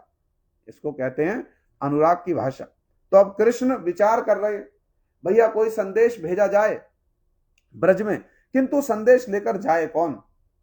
बलदेव जी तो ब्रजवासी ही हैं, बलदेव जी तो ब्रजवासी ही हैं। तो अब ऐसा कौन व्यक्ति है जिसको ब्रज में भेजा जाए? तो उसी समय में पूज्य गुरुदेव बतलाते हैं कि उद्धव जी, वो तो सब समय कृष्ण के साथ रहते हैं द्वारका में, कृष्ण के साथ ही, कृष्ण के महल में ही निवास करते हैं प्राय उद्धव जी। उसी समय उद्धव जी कृष्ण को ढूंढते ढूंढते वहां आए। कृष्ण के मन में विचार चल रहा था, भैया कौन उपयुक्त पात्र है, कौन उपयुक्त पात्र है, who is the best candidate to send Braj. भैया किसने इतनी कठोर तपस्या की है कि उसके ऊपर में ब्रज के प्रेम के थोड़े से छींटे पड़ जाएं? पूरा प्रेम नहीं मिल सकता। किसने ऐसी कठोर तपस्या, हजार हजार साधन किए हैं कि जिसको ब्रज में भेजा जाए, जिसकी इतनी योग्यता हो गई है कि उसको ब्रज प्रेम के दो चार छींटे डाल दिए जाएं। जैसे सुबह ठाकुर जी की आरती करने के बाद देते हैं ना शंख से बचा जल, दो चार छींटे, वैसे ब्रज के दो चार छींटे पड़ जाएं। इतनी कठोर तपस्या किसने की है? उसी समय में उद्धव जी का आगमन हुआ। कृष्ण सोचा, हो ये आ गए उद्धव जी, ये उपयुक्त पात्र हैं, ये उपयुक्त पात्र हैं। तो पहले जो उपयुक्त पात्र है उसके गुणों को बतलाया जा रहा है। भैया ऐसे ही नहीं किसी को चूज कर लिया, नहीं तो कल को कोई और भी द्वारकावासी क्लेम कर सकता है या कोई और भी क्लेम कर सकता है, भैया आपने उद्धव जी को ब्रज प्रेम की सुधा के दो चार छींटे पान कराए, हमको भी कराओ, हमको भी कराओ। कर सकता है कि नहीं? तो कृष्ण ने पहले उद्धव जी की जो क्वालिफिकेशन है उसको जगत में प्रकट कर दिया। श्री सुखदेव गोस्वामी कहते, भैया उद्धव जी की क्वालिफिकेशन क्या है? यदि किसी की उद्धव जी के जैसी क्वालिफिकेशन है तो वो दो चार छींटों की कामना करे कि हम पर भी ब्रज प्रेम के दो चार छींटे पड़ जाएं। और यदि उद्धव जी जैसी क्वालिफिकेशन नहीं है तो फिर क्या करे? फिर क्या करे भैया? फिर तो तपस्या करे कहीं, जैसे लक्ष्मी जी कर रही हैं और नारद जी कर रहे हैं और बाद में ये उद्धव जी भी स्वयं करेंगे। फिर तो तपस्या करो भैया, ढूंढो किसी रसिक वैष्णव को, उनका आश्रय मिल जाए तो। आ रही बात समझ में? तो इसलिए पहले उद्धव जी के गुणों को बतलाया जा रहा है, क्योंकि भैया जैसे किसी वस्तु को आप प्राप्त करना चाहते हो, वो बहुत दुर्लभ है, तो दुर्लभ वस्तु को प्राप्त करने वाला व्यक्ति भी तो दुर्लभ होगा ना, साधारण थोड़ी होगा। बात ठीक है कि नहीं है? यस और नो? बात ठीक है कि नहीं है? भाई वस्तु इतनी दुर्लभ है, उसको प्राप्त करने वाला व्यक्ति भी, कैंडिडेट भी तो दुर्लभ होगा या साधारण होगा? बहुत दुर्लभ होगा। तो इसलिए वस्तु की दुर्लभता को बताने के लिए कैंडिडेट की दुर्लभता बतलाई जा रही है। आई बात समझ में? विशेषण ये है कि वस्तु की दुर्लभता को बतलाने के लिए कैंडिडेट कितना दुर्लभ है, कितना स्पेशल है, ये बतलाया जा रहा है। तो कैंडिडेट कितना स्पेशल है? श्री उद्धव जी महाभाग हैं। अच्छा, पहला प्रश्न ये है, द्वारका में कितने उद्धव हैं? कितने उद्धव हैं द्वारका में? ऐसा कैंडिडेट तो बहुत सारे नहीं हो सकते। हो सकते हैं ऐसे कैंडिडेट? तो बहुत सारे नहीं हो सकते। उद्धव जी नेक्स्ट टू ब्रजवासी, ये याद रखना। सारे यादवों में देखो, कृष्ण के जो ये सब फैमिली है ना द्वारका वाली, इसके बहुत सारे वंश हैं। एक है वृष्णि वंश, एक है भोज वंश, एक है अंधक वंश, बहुत सारे वंश हैं। इन सब में सबसे बेस्ट कौन है? वृष्णि वंश। इन सब में बेस्ट कौन है? वृष्णि वंश। और उन वृष्णि वंशियों में भी सबसे बेस्ट कौन है? उद्धव जी। तो उद्धव जी, जब भी कृष्ण के प्रेमी जनों की, प्रिय जनों की बात आएगी, सबसे ऊपर कौन है? ना ना ना, सबसे ऊपर कौन है? ब्रजवासी। अब ब्रजवासियों के भीतर की बात नहीं कर रहे, उसमें जैसे ब्रज गोपियां श्रेष्ठ, वो उसको अभी रहने दो। ब्रज और ब्रजवासी ये कौन है? Top most. ब्रजवासियों से निचले पायदान पर यदि किसी की बात आएगी तो कौन है? उद्धव जी। नेक्स्ट टू ब्रजवासी, मतलब इतने स्पेशल हैं उद्धव जी, इतने विशेष हैं, इतने विशेष। तो ऐसा तो कैंडिडेट कोई एक ही होगा ना, दो हो सकते हैं? एक ही हो सकते हैं।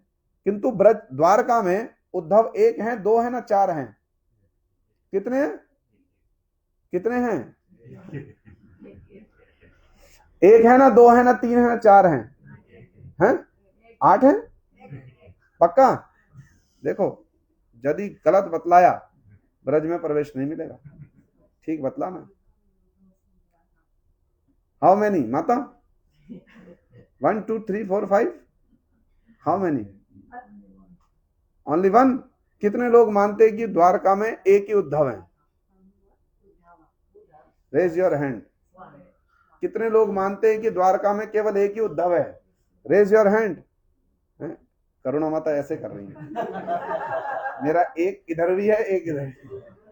एक एक एक सिद्धांत पर आपको आना पड़ेगा। कितने लोग मानते हैं कि द्वारका में, ना द्वारका में एक उद्धव है, दो हैं? ओनली एक। सुंदर प्रभु, सारे लोग बतला दो। एक है? दो हैं? दो हैं? द्वारका में दो उद्धव रहते हैं। कितने रहते हैं? अभी भी डाउट कर रहे हैं? 9। एक ही रहते हैं? पक्का? द्वारका में केवल एक उद्धव है? पक्का? तो मतलब आपको गोस्वामियों की बात पर विश्वास नहीं है? या आप थोड़ी गोस्वामी हो? बात तो ठीक है, किंतु ये इस गोस्वामी की बात नहीं हो रही है। यहाँ जो गोस्वामियों ने कहा उनकी बात हो रही है। द्वारका में दो उद्धव रहते हैं। एक उद्धव है देवभाग के पुत्र, जिनको महाभाग कहा गया, जिनको कृष्ण ने मथुरा से कहां भेजा? ब्रज में। ये कृष्ण के फ्रेंड हैं। एक और उद्धव रहते हैं द्वारका में, जो है देवश्रवा के पुत्र उद्धव। आई बात समझ में? ब्रज में कितने उद्धव हैं? दो उद्धव हैं। यही तो बतलाया। अरे एक है देवभाग के पुत्र उद्धव, जो जिनको महाभाग कहा गया, जो कृष्ण के फ्रेंड है, जिनको भेजा। एक और उद्धव रहते हैं। यहां उन लोगों के लिए कोई कंफ्यूजन ना हो जाए जिनको ये पता है कि दो उद्धव हैं, इसलिए क्लैरिफाई किया गया है। जिनको पता ही नहीं है उनको तो कोई टेंशन ही नहीं है। जिनको पता ही नहीं है उनको तो कोई टेंशन ही नहीं है। यहां गोस्वामी चरण, जिनको ये पता है कि भैया दो उद्धव हैं, उनको कोई कंफ्यूजन ना हो जाए कि ये कौन से उद्धव की बात कही जा रही है, जिनको ये कंफ्यूजन ना हो जाए। महाप्रभु जी के पास में कितने रघुनाथ थे? दो हैं? कितने रघुनाथ थे? अम्मा कह रही रघुनाथ भट्ट गोस्वामी, रघुनाथ दास गोस्वामी, दो। कितने रघुनाथ थे? दो थे, तीन थे ना, चार थे? हाँ, ये बात ठीक है कि भाई हम दो को जानते हैं, बाकी कितने थे यदि है तो बतला दिया जाए, नहीं है तो राधे राधे। ये ठीक है, समाधान ये ठीक है। कितने थे? महाप्रभु जी के दो रघुनाथ थे। दो ही तो थे? दो थे, तीन थे? अरे you are making me confuse. दो थे कि तीन थे? हैं? कितने लोग मानते दो थे? अरे कॉन्फिडेंट होना चाहिए। यदि नहीं भी पता हो तो भी इतना कॉन्फिडेंट रहो कि जिसको पता है वो संशय में आ जाए। अरे सारे कह रहे हैं, कहीं दो ही ना हो, कहीं मुझे रीचेक कर लेना पड़ेगा। सारे कह रहे हैं, होता है ना ऐसा। यदि बहुत जोर से बहुत सारे लोग झूठ बोले तो भी कभी कभी सत्य लगने लगता है नहीं, किंतु लगने लगता है। आजकल के युग में तो ऐसा ही होता है। तो महाप्रभु जी के कितने रघुनाथ थे? दो थे। ऐसा ही तो पुरुषोत्तम प्रभु, महाप्रभु के कितने रघुनाथ जी? सुबल जी कितने थे? तीन थे। एक रघुनाथ भट्ट, एक रघुनाथ, और तीसरे थे रघुनाथ वैद्य। आई बात समझ में? इसीलिए कोई कंफ्यूजन ना हो। महाप्रभु जी ने रघुनाथ दास गोस्वामी, उनका हाथ जब स्वरूप दामोदर जी के हाथ में दिया तो तब से उनका नाम क्या हो गया, स्वरूप के रघु।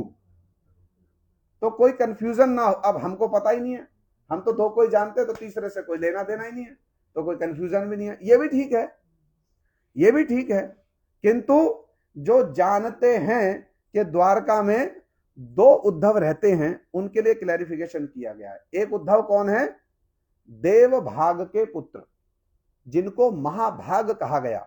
महाभाग क्यों कहा गया, एक तो कृष्ण, अभी उनके गुण आएंगे, और महाभाग होने का सर्वोत्तम कारण है कि ये ब्रज में गए और ब्रज प्रेम का इन्होंने थोड़ा सा आस्वादन किया। ये है देव भाग के पुत्र उद्धव। एक दूसरे उद्धव है जो है देवश्रवा के पुत्र उद्धव। नाम तो दो हो सकते हैं ना, तो द्वारका में कितने उद्धव रहते हैं, दो। अब से कोई पूछे तो ऐसा ना कहना एक, मैं कहा जी हम एक और को जानते हैं, द्वारका में दो हैं, हम एक और से मिले हैं, द्वारका में दो उद्धव हैं। तो द्वारका में कितने उद्धव हैं, दो उद्धव, एक देव भाग के पुत्र और दूसरे देवश्रवा के पुत्र। तो यहां पर किसकी बात हो रही है, देव भाग के पुत्र जो स्वयं महाभाग हैं, उन उद्धव जी की बात हो रही है। उनके गुणों का वर्णन करते हुए श्री शुक मुनि कहते हैं ये उद्धव जी कौन हैं, जिनको कृष्ण ने ब्रज में भेजने के लिए चूज किया है। भाई he must be a very special personality, he must be a very unique personality. So Uddhav ji की बड़ी विशेष पर्सनैलिटी, बड़ा उनका विशेष व्यक्तित्व है। वो क्या है, पहले शुक मुनि उसको बतला रहे, ये बतलाना बड़ा आवश्यक होता है। ये है रसिकों की परिपाटी। जैसे रासलीला आरंभ हुई, तो रासलीला आरंभ हुई तो पहला श्लोक क्या है, और पहले श्लोक का पहला शब्द, श्लोक माने जहां से रासलीला का प्रसंग प्रारंभ हो रहा है। शुक मुनि ने क्या कहा, भगवान अपीता रात्रि शरद उत्फुल्ल मल्लिका विक्षयरंतु मनश्चक्रे जोग माया उपाश्रिता। सबसे पहला शब्द क्या है, भैया अद्भुत बात है, अद्भुत बात है। कर रहे हो रासलीला का वर्णन, कर रहे हो रासलीला का वर्णन। जो रस माधुर्य इसकी चूड़ामणि है, जो रस और माधुर्य इसकी चूड़ामणि लीला है, और कृष्ण को सबसे पहले क्या बोल रहे हो, भगवान। ये तो ऐश्वर्य सूचक संबोधन है, दोनों में कोई कनेक्शन है कि नहीं है। आ रही बात समझ में, हमने क्या कहा, लीला का वर्णन हो रहा माधुर्यमयी, माधुर्यमयी लीला में भी सर्वोत्तम, किंतु कृष्ण को सबसे पहले क्या कहा गया, भगवान अपि। क्यों कहा गया, इसलिए कहा गया कि ये रासलीला माधुर्यमयी लीला की सर्वोत्तम लीला, किंतु कर कौन रहा है, साधारण व्यक्ति ना समझना इसको। ये कौन है, भगवान अपि, ये स्वयं भगवान करने जा रहे हैं। इसलिए किसी की रासलीला के प्रति कोई हीन बुद्धि ना हो जाए, इसलिए सबसे पहले सुखदेव गोस्वामी जी ने क्या शब्द कहा, भगवान अपि। ये लीला भी साधारण नहीं है, इस लीला को करने वाले भी स्वयं कौन है, भगवान है।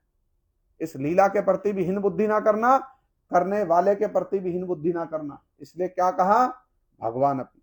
ऐसे ही प्रसंग को समझाने के लिए पहले उसके आधार को बतलाया जाता है। तो जिनको ब्रज में भेजा जा रहा है उनकी गुण महिमा क्या है, इसको श्री शुक मुनि बतला रहे हैं। वृष्णि नाम प्रवरो मंत्री कृष्णस्य दयिता सखा शिष्यो बृहस्पति साक्षात उद्धवो बुद्धि सत्तमा।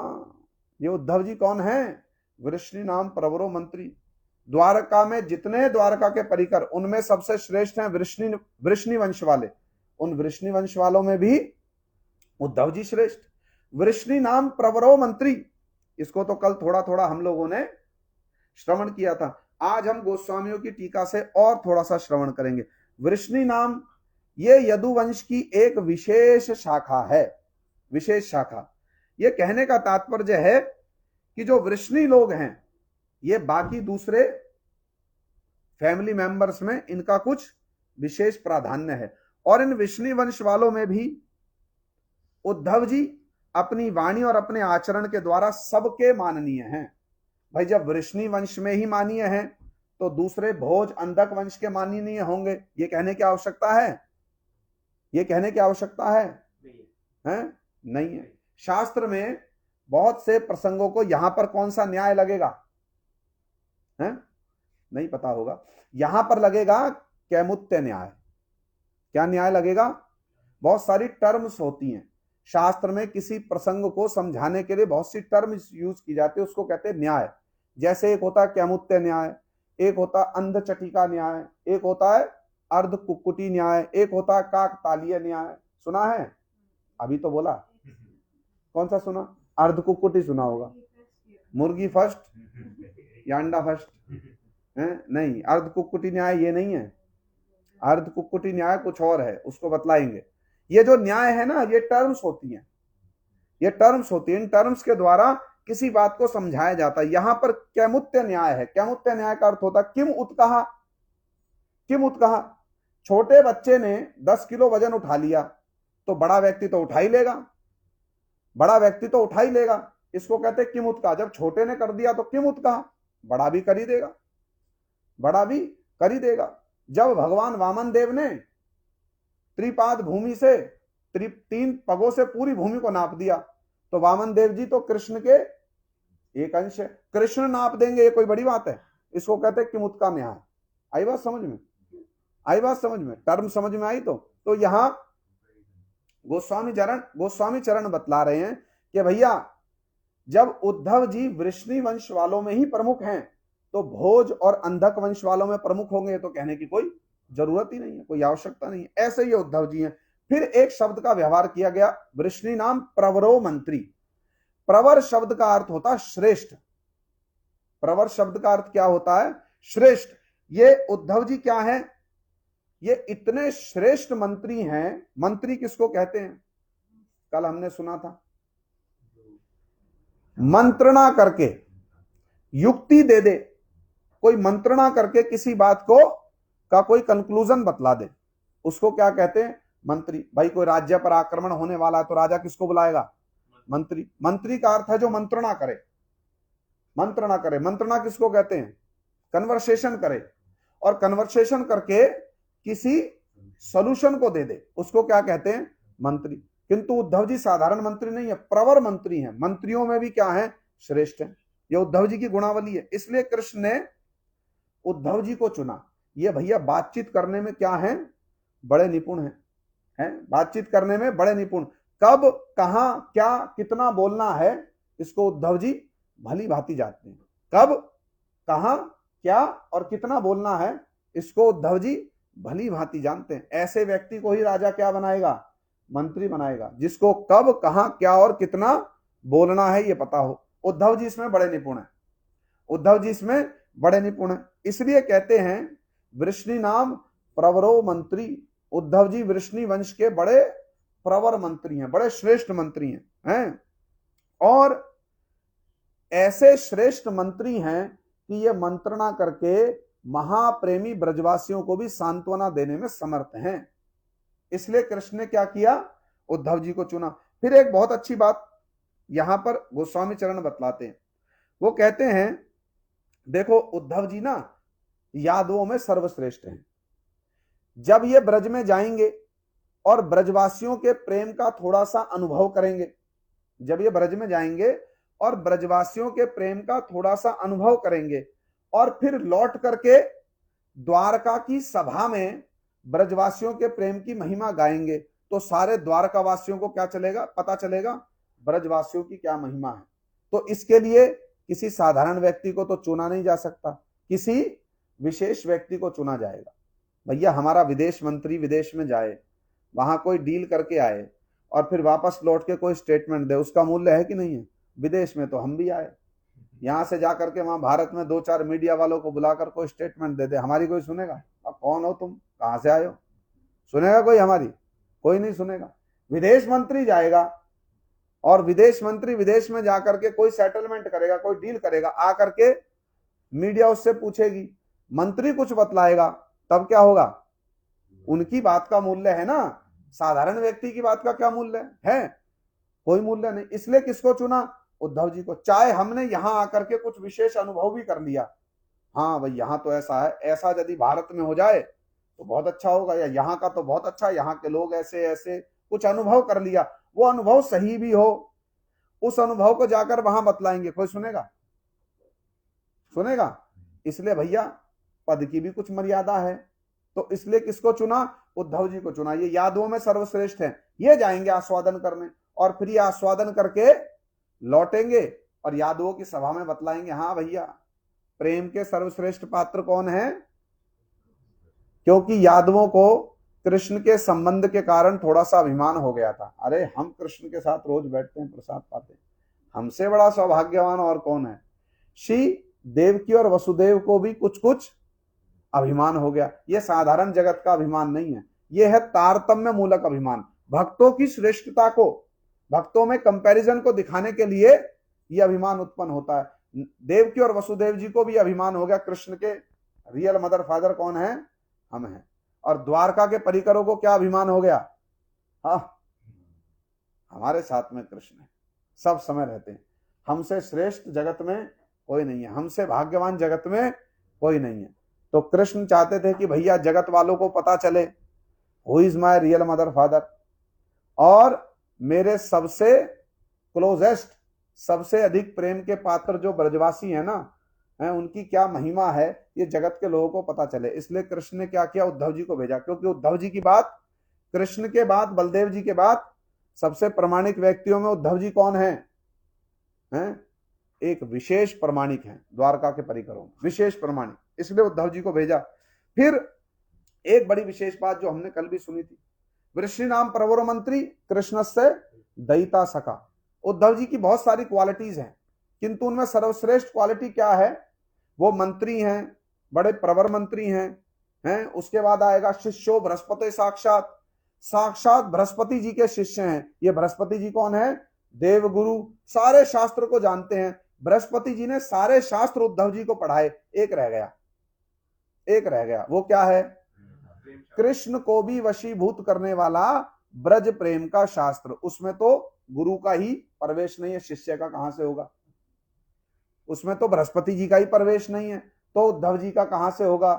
किंतु अब गुरु का प्रवेश नहीं है तो इसका अर्थ क्या, शिष्य का भी नहीं होगा, है मतलब गुरु का प्रवेश यदि नहीं हो तो इसका अर्थ क्या ये है कि शिष्य का भी नहीं होगा। बड़ी अद्भुत बात है, इस पर बड़े मत होंगे, होने भी चाहिए, किंतु वास्तव मत क्या है, ले सकते हैं, ये भी एक बात है, ये भी एक बात है, और अधिकार की भी बात है। अब इसी पर ही चर्चा हो थोड़ी सी। गुरु का यदि अधिकार नहीं है किसी विषय में तो क्या शिष्य का नहीं होगा, है? हो सकता है, हो सकता है, नहीं भी हो सकता, हो भी सकता नहीं ऐसे नहीं, सेफ नहीं, शिष्य पे डिपेंड करता है, सेफ नहीं खेलना, एक तो चुनना पड़ेगा, मतलब जी प्रत्येक शिष्य का नहीं हो सकता, लेकिन किसी विशेष शिष्य का हो सकता है। लेकिन मूल बात यह है, कोई वस्तु गुरु के पास में नहीं है तो आगे शिष्य को प्राप्त होगी, है? होगी कि नहीं होगी, पहले तो हाँ या ना। हो सकती है, गुरु खुद अरेंजमेंट नहीं कर सकता, जैसे कि जीवा गोस्वामी के पास वो भी एक उदाहरण है, वो भी एक उदाहरण है, और भी है उदाहरण, है?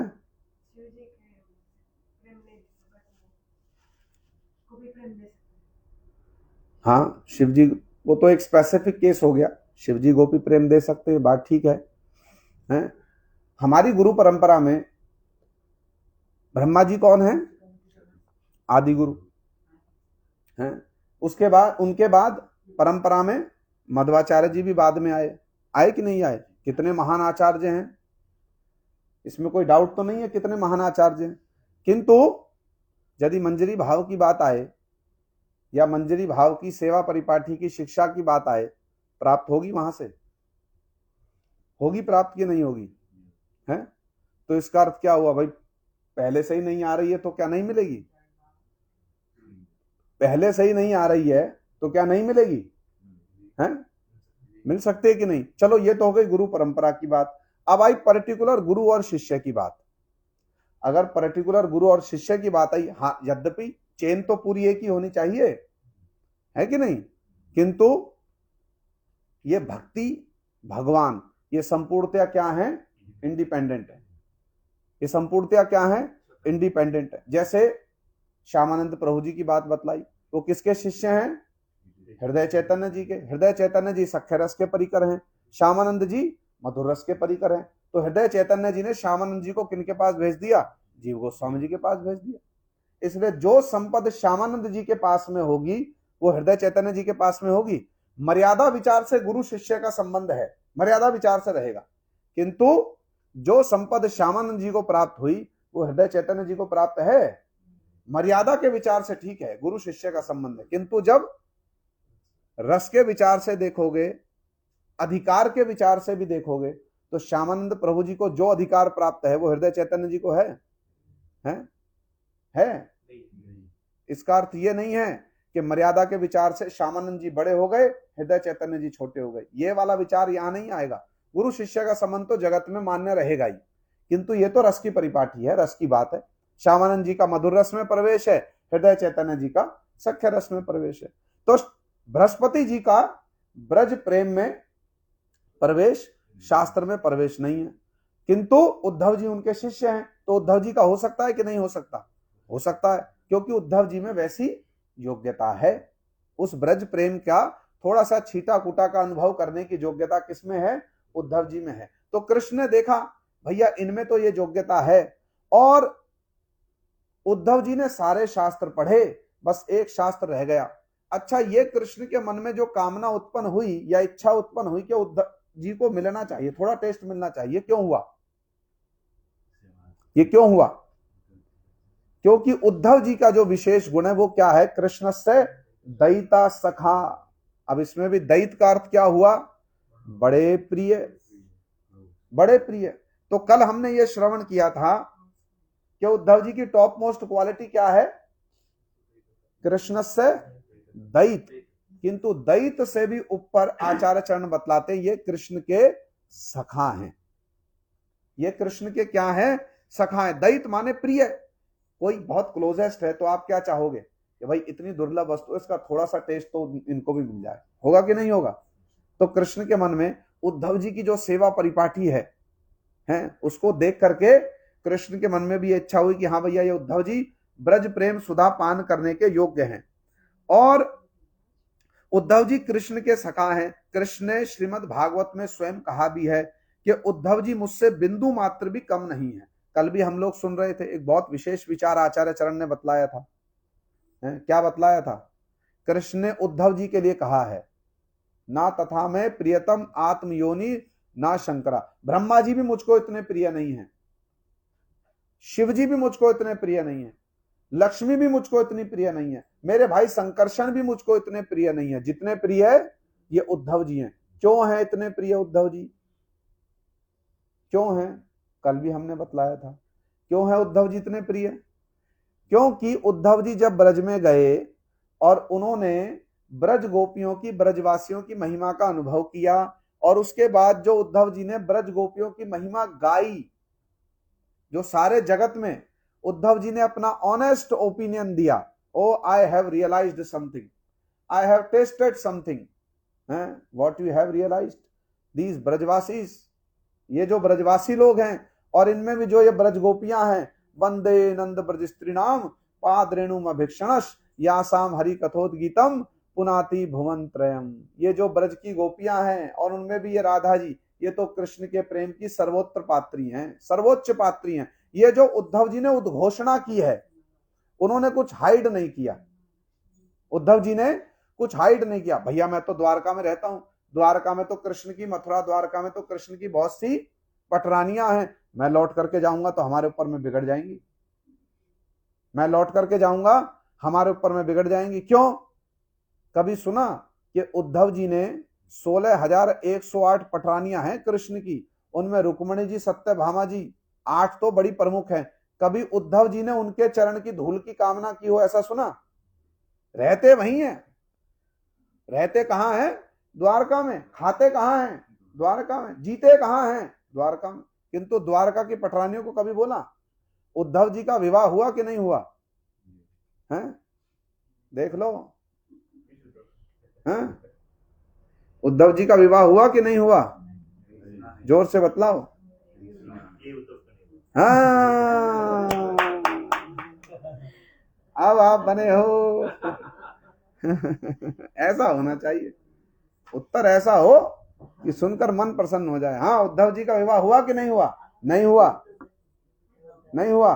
इनका नहीं हुआ, दूसरे का हुआ कि नहीं हुआ वो पता नहीं है, वो पता नहीं है, हैं? आई बात समझ में? तो उद्धव जी ने तो अपना सब कुछ किसको समर्पित कर दिया? तो भैया खाते कहाँ हैं? वो बनाता कौन है? कृष्ण के साथ प्रसाद पाते हैं, वो बनाता कौन है? कृष्ण की पटरानियां मैया भी बनाती हैं, कभी कभी देवकी जी भी बनाती हैं, रोहिणी जी भी बनाती हैं, कृष्ण की पटरानियां भी बनाती हैं, कभी स्वयं भी बनाती है, कभी लाखों हजारों दासियां हैं, उनकी भी इच्छा होती है हम अपने प्रभु के लिए कुछ बनाएं, वो भी बनाती हैं, किंतु मुख्यता किसकी है? पटरानियों की। उद्धव जी प्रसाद कहां पाते हैं? कृष्ण के साथ में। किसका बना हुआ? तो बंगला में कल एक कहावत हम कल भी बतला रहे थे, जार अन्न खाइबे तार गुण गाइबे, जिसका अन्न खाओ उसके गुण गाओ। उद्धव जी ने किया, ये किया? अन्न खाया किसका? अन्न तो ब्रज में भी खाया था। कितनी बार खाया? 4 महीने। सुनने में आता पहले दिन तो खीर खाने को मिली, 4 महीने कैसे बिताए होंगे? किंतु वहां तो केवल 4 महीने रहे, और द्वारका में तो सब समय रहते हैं। किंतु उद्धव जी ने कभी द्वारका की पटरानियों को कहा या घोषणा की कि मैं आपके चरणों की धूल चाहता हूं? ये कहा उद्धव जी ने? कभी सुना? कभी नहीं कहा। किसके लिए कहा? ब्रज गोपियों के लिए कहा। और राधा जी के लिए क्या कहा? एक वचन कहा, सिंगुलर, सिंगुलर बोलते हैं तो सिंगुलर, एक वचन, वंदे नंद ब्रज स्त्री नाम। ये ब्रज स्त्री नाम बहुवचन है। सारी ब्रज गोपियों की स्तुति की। पाद रेणु अभिक्षणश, रेणु माने एक रेणु, ये किसकी? राधा जी के चरणों की एक रेणु मिल जाए। क्योंकि उद्धव जी ने राधा जी ब्रज गोपियों की ये जो महिमा गाई, ये जो प्रार्थना की, इसलिए उद्धव जी क्या है? कृष्ण को सर्वाधिक प्रिय है, सर्वाधिक प्रिय। आ रही बात समझ में? ये उद्धव जी के प्रिय होने का कारण है, ये उद्धव जी के प्रिय होने का कारण, क्योंकि उद्धव जी ने अपना ओपिनियन जो दिया ना सारे जगत के सामने, बड़ा ऑनेस्ट ओपिनियन दिया, बड़ा ऑनेस्ट ओपिनियन। जी हैं?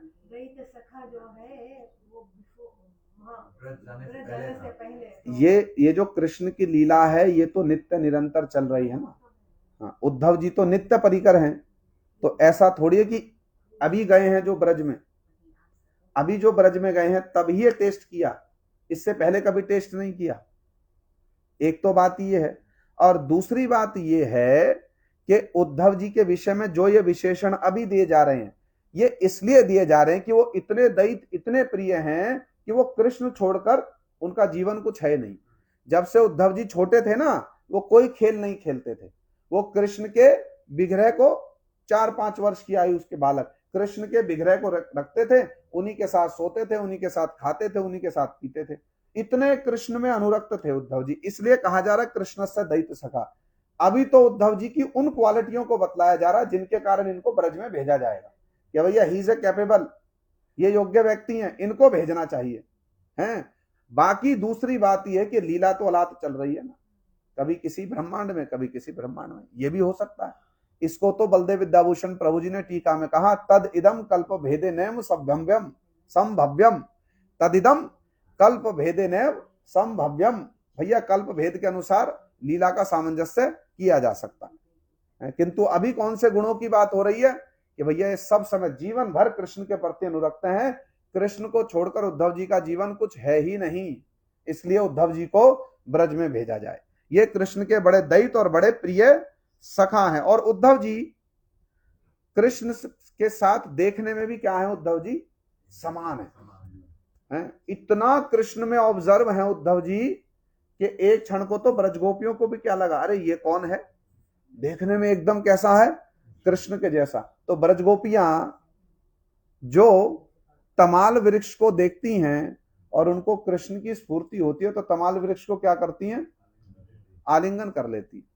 ब्रजगोपियां जो तमाल वृक्ष को देखती हैं और उनको कृष्ण की स्फूर्ति होती है, और ब्रजगोपियां तमाल वृक्ष को क्या करती हैं? आलिंगन कर लेती। उन्होंने उद्धव जी को आलिंगन क्यों नहीं किया? हैं?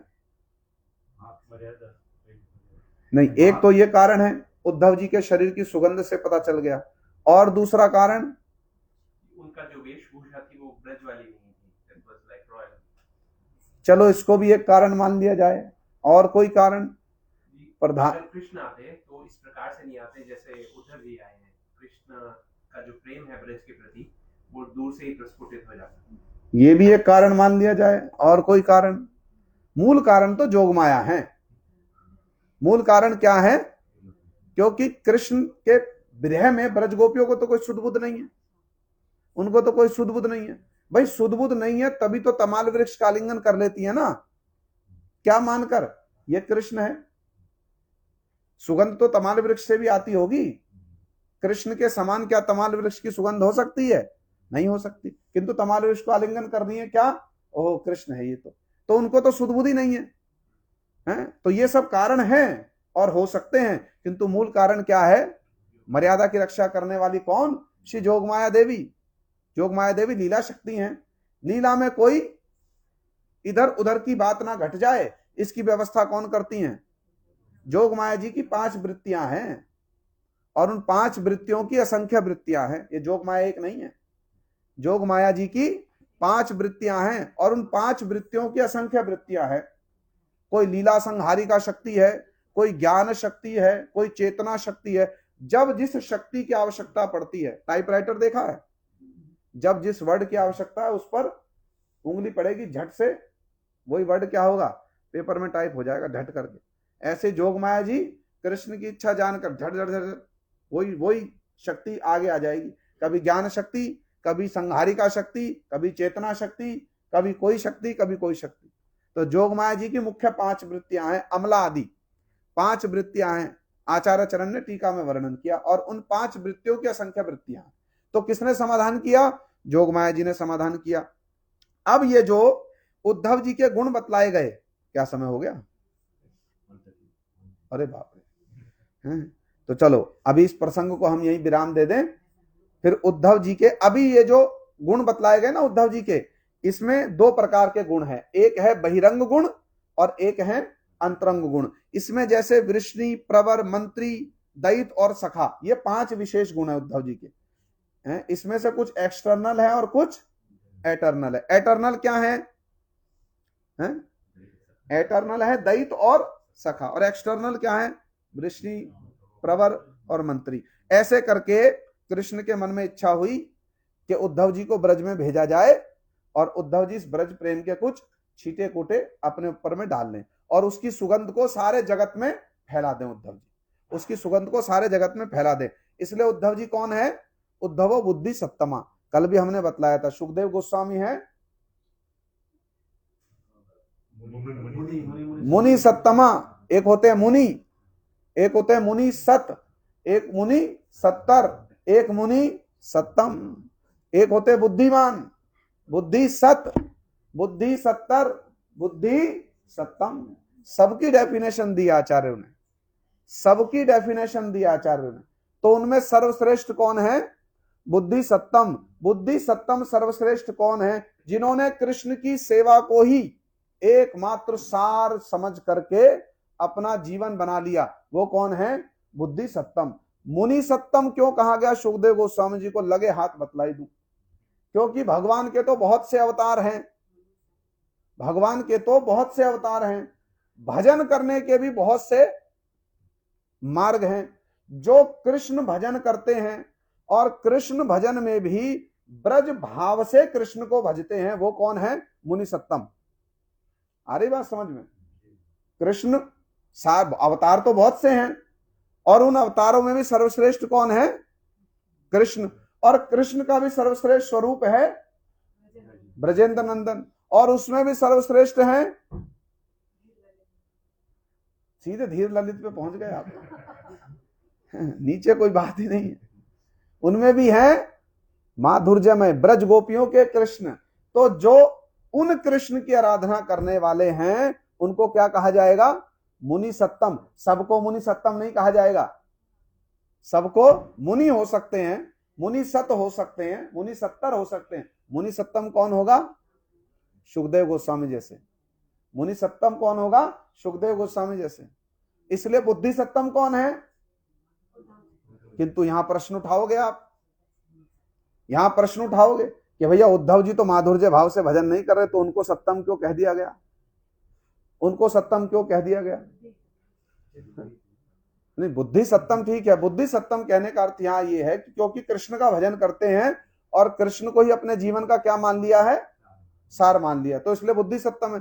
किंतु जब रस की बात आएगी तो उद्धव जी तो हैं, उद्धव जी तो माधुर्य रस में नहीं, ऐश्वर्य रस में। और आप कह रहे हो कि मुनि सत्तम इसलिए कहा गया जो माधुर्य, तो दोनों बातों का क्या सामंजस्य है? हैं? क्या सामंजस्य है? इसका सामंजस्य कल किया जाएगा। गौर प्रेमानंदे हरि हरि।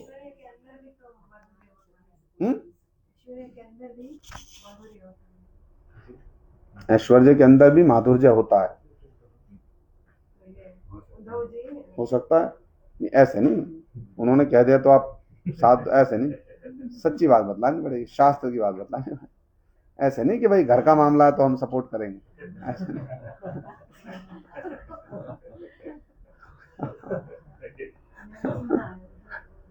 हाँ, होता है।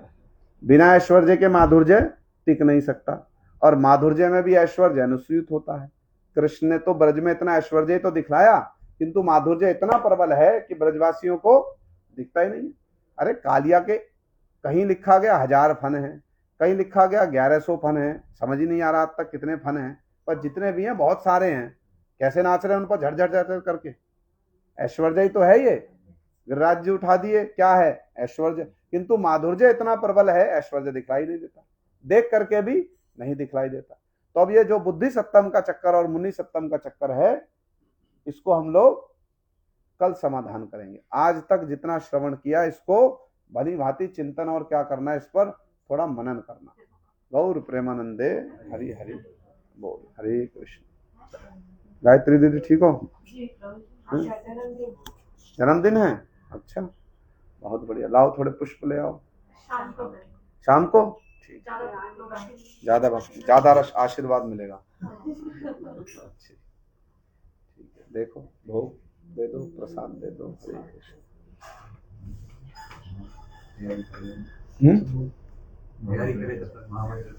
हाँ, थोड़ा कीर्तन कर दो तो।